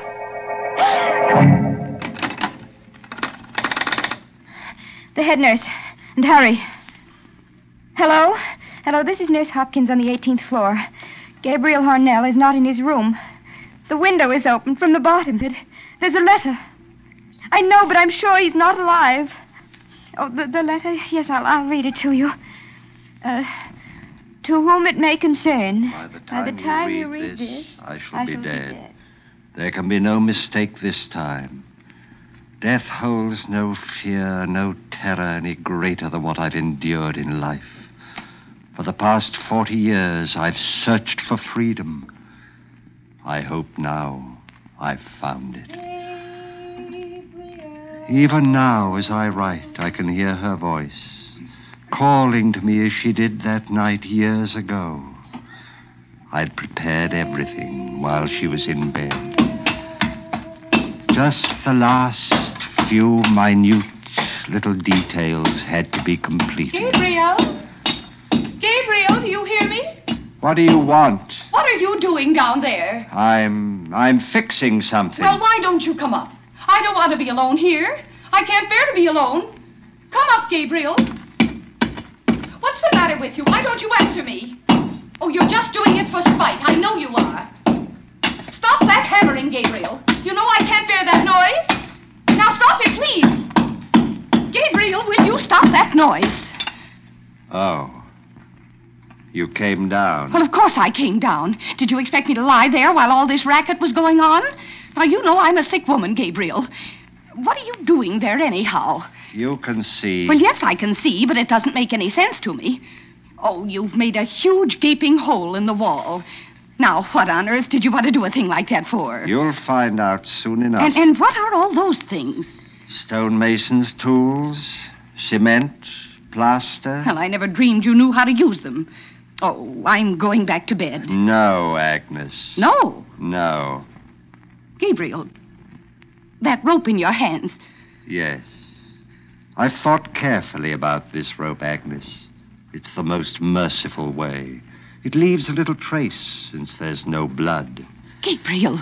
You won't make it difficult, will you, Agnes? Murder? It's the only way. No, Gabriel. We couldn't go on like this. Your imaginary illnesses, your constant nagging. I have to be free of them, Agnes. But murder? This is best for both of us. No, Gabriel. Send me away. Do anything you want. You can get a divorce. A divorce there, see? That would solve everything. You could have your freedom. Stand there, Agnes. Just as you are. I know. That other woman, Dorothy Carter, that actress. That's why you're doing this. Oh, you thought I didn't know about that, Gabriel. Well, I do. Yes, I do. No. No, let go of me. That rope. Help somebody. It will be done in a minute. Done? Oh, you'll never be free of me. As long as you live. Never.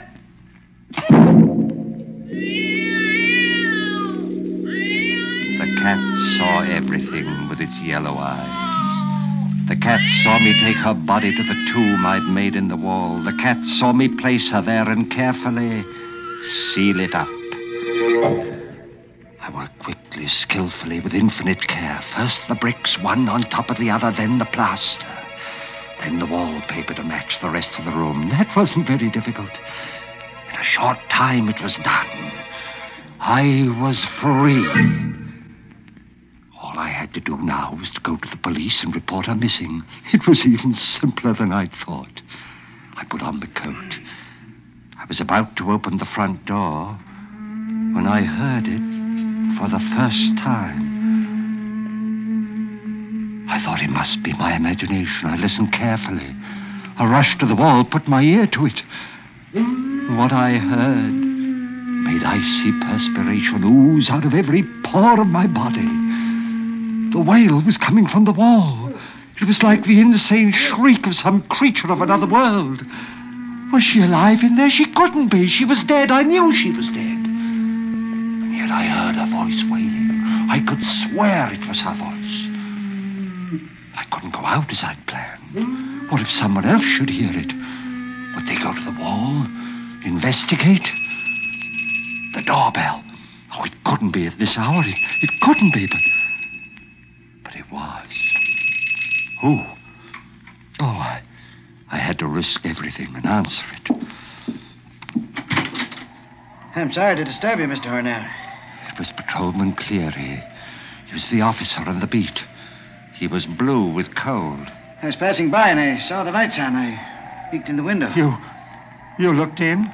Yes. Since you were still up, I thought I'd ring. It's bitter cold out tonight, and I'd like to warm these old bones for a minute. Oh, yes, of course, Cleary. Don't stand there in the door, man. Come in. Thank you. I see you got your coat on, Mr. Hornell. Just got in? Only a few moments ago. As a matter of fact, I was going to see you. See me? Why, yes, it's about my wife. Hi, something wrong? I hope not. I was out all evening. When I got home, she was gone. It's not like her, Mr. Hornell. No, it isn't. Was she alone all evening? Yes, at least I think she was. You know, she hasn't been feeling very well lately, and I hate to think it possible, but she may have destroyed herself. Mrs. Hornell?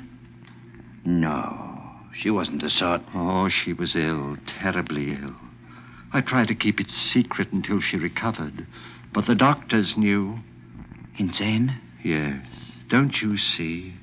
The river. I'd better get back to the precinct and report this. You'd better come with me. The Missing Persons Bureau will... Hey, Mr. Hornell. Yes? You must be mistaken. Isn't that her? That isn't a woman. Of course it is. It's coming from that room there. Well, sure, it's your wife. I know her voice, and she sounds like she's in pain. But it can't be. There's no one in that room. Well, she must have come in the back way. Come, I'll show you. No, don't go in. What? Nothing. No. There.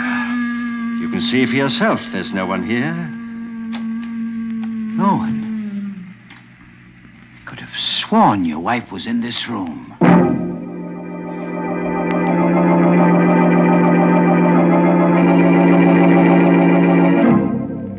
Well, how'd you like to live in a house with wailing walls? Well, one thing you have to admit, things aren't so very dead in the Hornell mansion. Or are they? Well, all I can say is I'm glad I don't have to live in that house with that awful wailing. Why, Mary, there's a wailing, whistling kind of noise in your house, too. The first time I heard it, I was so scared I shivered in my shroud. What? Oh, you're talking about my whistling tea kettle. Oh, goodness, there's nothing scary about that. Now, if you'd only try Lipton tea with its wonderful brisk flavor, that whistle would sound as cheery to you as birds whistling in the morning. Especially on these chilly mornings when a cup of Lipton's just makes you feel like the sun was shining inside of you. And, folks, if you want a sunny disposition, you should try relaxing with a cup of Lipton tea after a hard job like, well, maybe washing out your window curtains. Yes, and what's more, you can help your friends feel right with the world, too, by serving them Lipton tea when they come to visit you. Lipton's always taste so tangy and heartwarming, never flat or wishy-washy. Yes, that brisk flavor makes all the difference in the world. All right, friends, we've given you a chance to warm your blood, and now we fondly hope to turn it to ice again, with the help of our star, Boris Karloff. Oh, let's hear the second act of Inner Sanctum. We continue with the strange letter left by Gabriel Hornell. Cleary watched in silent fascination as the cat screamed and leaped against the wall. Would he notice the new wallpaper in the dim light? Suddenly, the policeman turned to me. Yes, I guess that noise is only the wind. Strange how like a wailing woman it can sound, isn't it? Yes. Well, that'll be leaving now. I guess it'll be all right for you to stay here. I'll make a report at headquarters about your wife. It's very good of you, Cleary. If she turns up, you let us know? Yes, I'll let you know. Good night, Mr. Hornell. Good night. He left. I locked the door and came back to the room where my wife was entombed. Was she still alive inside the hollow of that wall? I listened all that night. The wailing rose to a high, insane shriek, and then towards morning began to grow weaker, as though she were losing strength, and it seemed to die. The cat crept away. There was a merciful silence in the house. She was dead. She had to be by now. I sank down onto the sofa into a feverish sleep.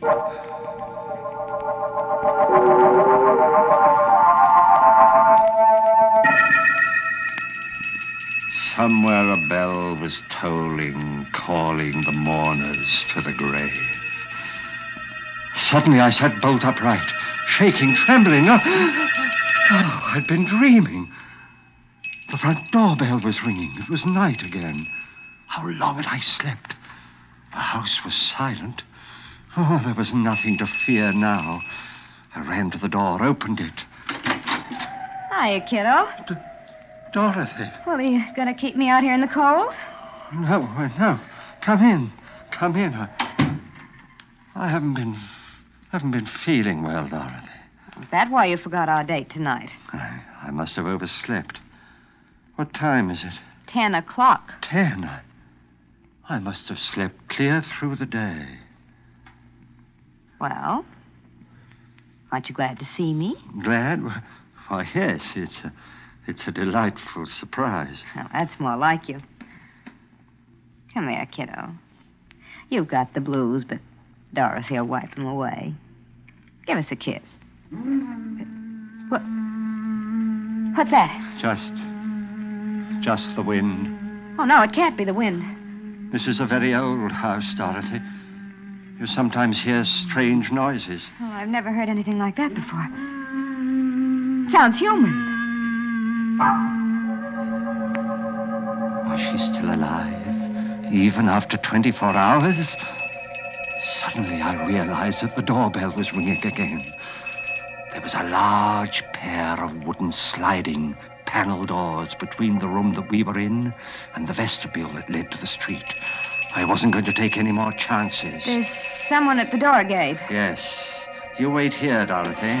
What are you doing? Closing these doors. Why? I'd advise you not to ask too many questions. Evening, Mr. O'Neill. Officer Cleary. Who are those men with you? Hey, I've got something to show you, Mr. O'Neill. You'd better brace yourself. It's not going to be pleasant. All right, bring it in, boys. You can put it over there. What? What is it? It's a body. A woman. Just fished out of the river right near here. She can't be dead more than 24 hours. My wife? Hard to say. You see, the body got caught in the propeller of a boat. It's not easy to recognize it. Unless it was examined by someone who knew her very well. Like yourself, of course. Let me see it. Take away the burlap. Look, Mr. O'Neill. I know. It's pretty bad. Is it your wife? Agnes? Yes. Yes, of course. It's her. You're sure now? Yes, I'm sure. Positive. All right, boys. Take it away. You can stay here, Mr. Hornett. I'll take care of everything down at headquarters. Good night. Good night, Cleary. Luck, fate, whatever it is that seemed to control men's lives was playing directly into my hands. They'd never investigate now. The nightmare was over. This time I was really free.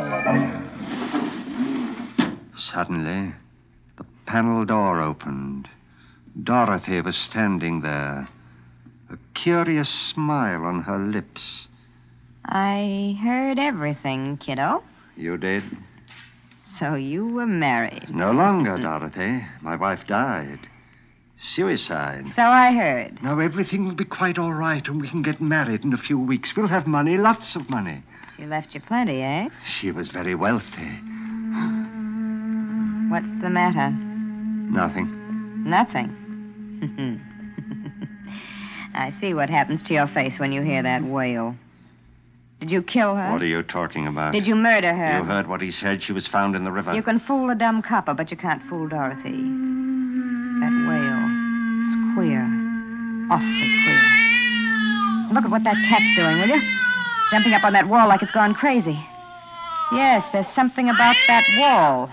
That's what the cat's trying to tell me. Something about the wall. You better stay away from there, Dorothy. I'm going to find out something. Yeah, put that bookend down. Not till I'm done with it, kiddo. What are you doing there? I'm going to break through that wall. You crazy fool, stop it. No! Here, give me that thing. You're too late, Gabe. I've broken a hole through, and I'm going to look. Now you've seen. Is it the hand? The hand of a woman. It's her. Your wife. Yes, Dorothy. You murdered her. Yes. Well, ain't you the kid? What are you going to do about it? What do you think? I want money. Lots of... That rope. Yes. This rope. It leaves no telltale traces. Oh, no, kid. Didn't you get it? It was all a joke. No, don't come any closer. Don't scream, Dorothy. It won't do you any good. Gabe, listen to me. I don't want a cent, not one penny. I love you. I tell you. I'll keep your secret. I'll do anything you want. Anything. That rope. Take it away from my neck. Don't, Gabe, in the name of heaven. Don't please. Oh.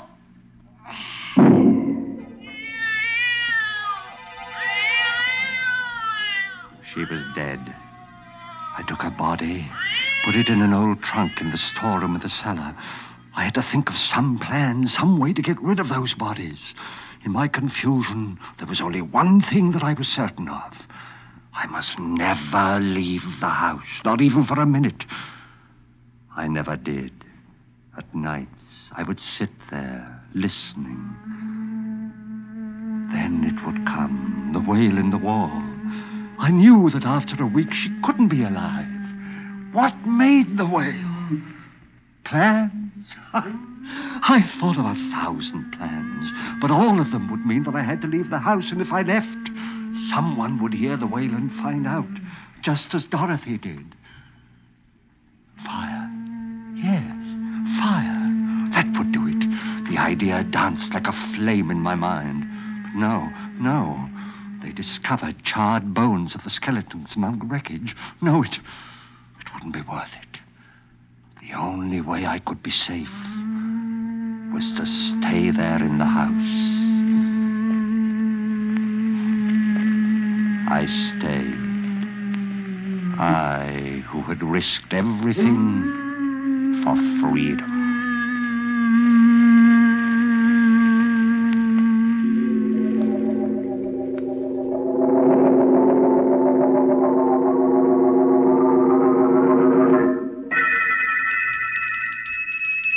One day, the doorbell tinkled.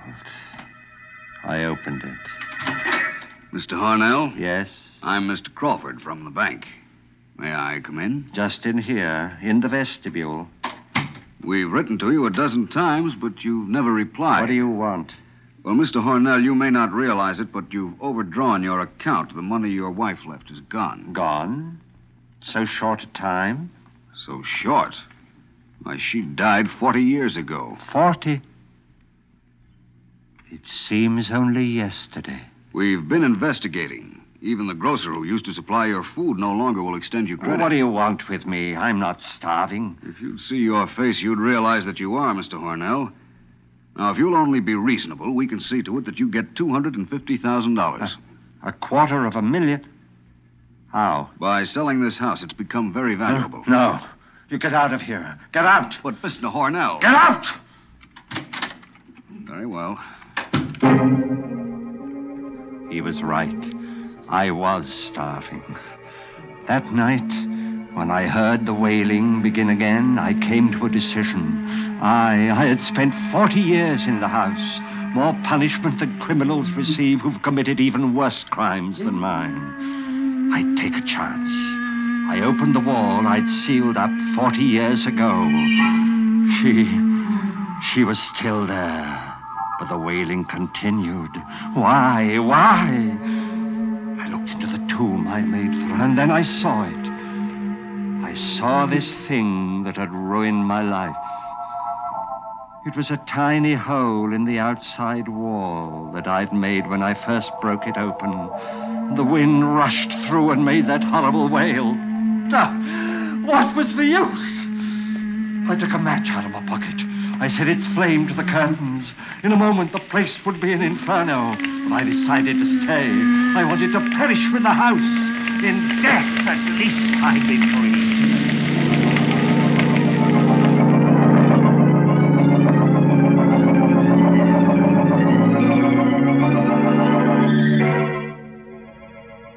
But even then, freedom was denied me. They rescued me, brought me to this hospital. I had the nurse make inquiries from the police. She told me. No, there was nothing unusual found among the ashes. Everything was burned to a fine powder. If I had only set fire to the house 40 years ago. But no matter. The window is open, and it's 18 stories to the ground. I will soon be free.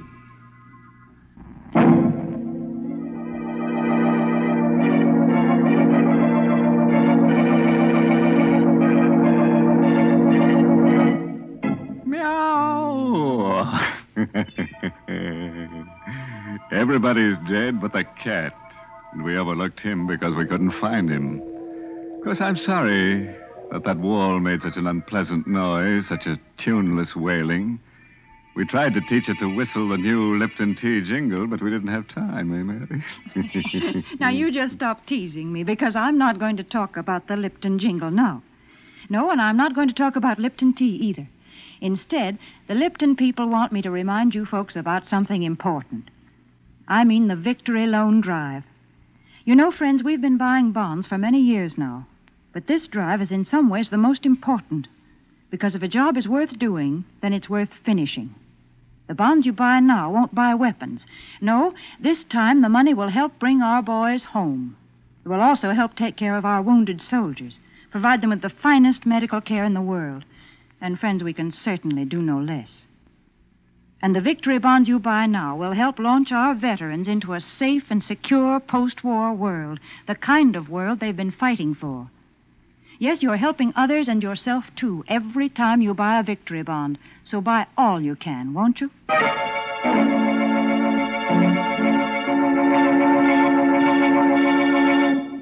All right, friends.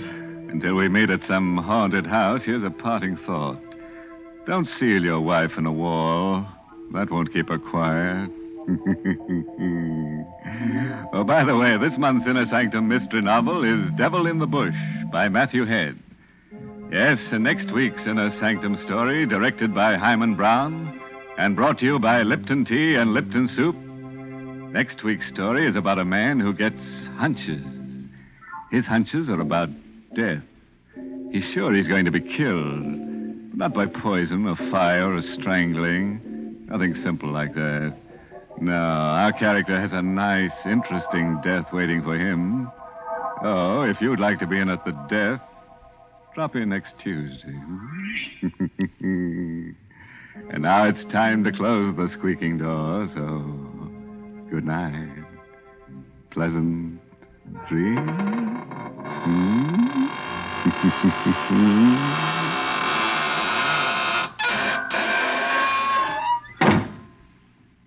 Folks, the colder it gets, the more we all enjoy a good hot plate of soup. And for soup with a fresh, home-cooked taste, you can't beat Lipton's noodle soup.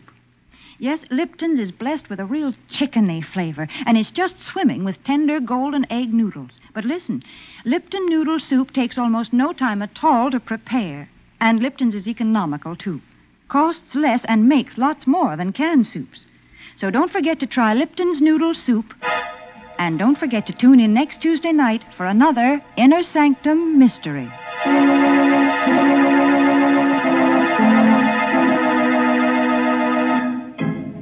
This is CBS, the Columbia Broadcasting System.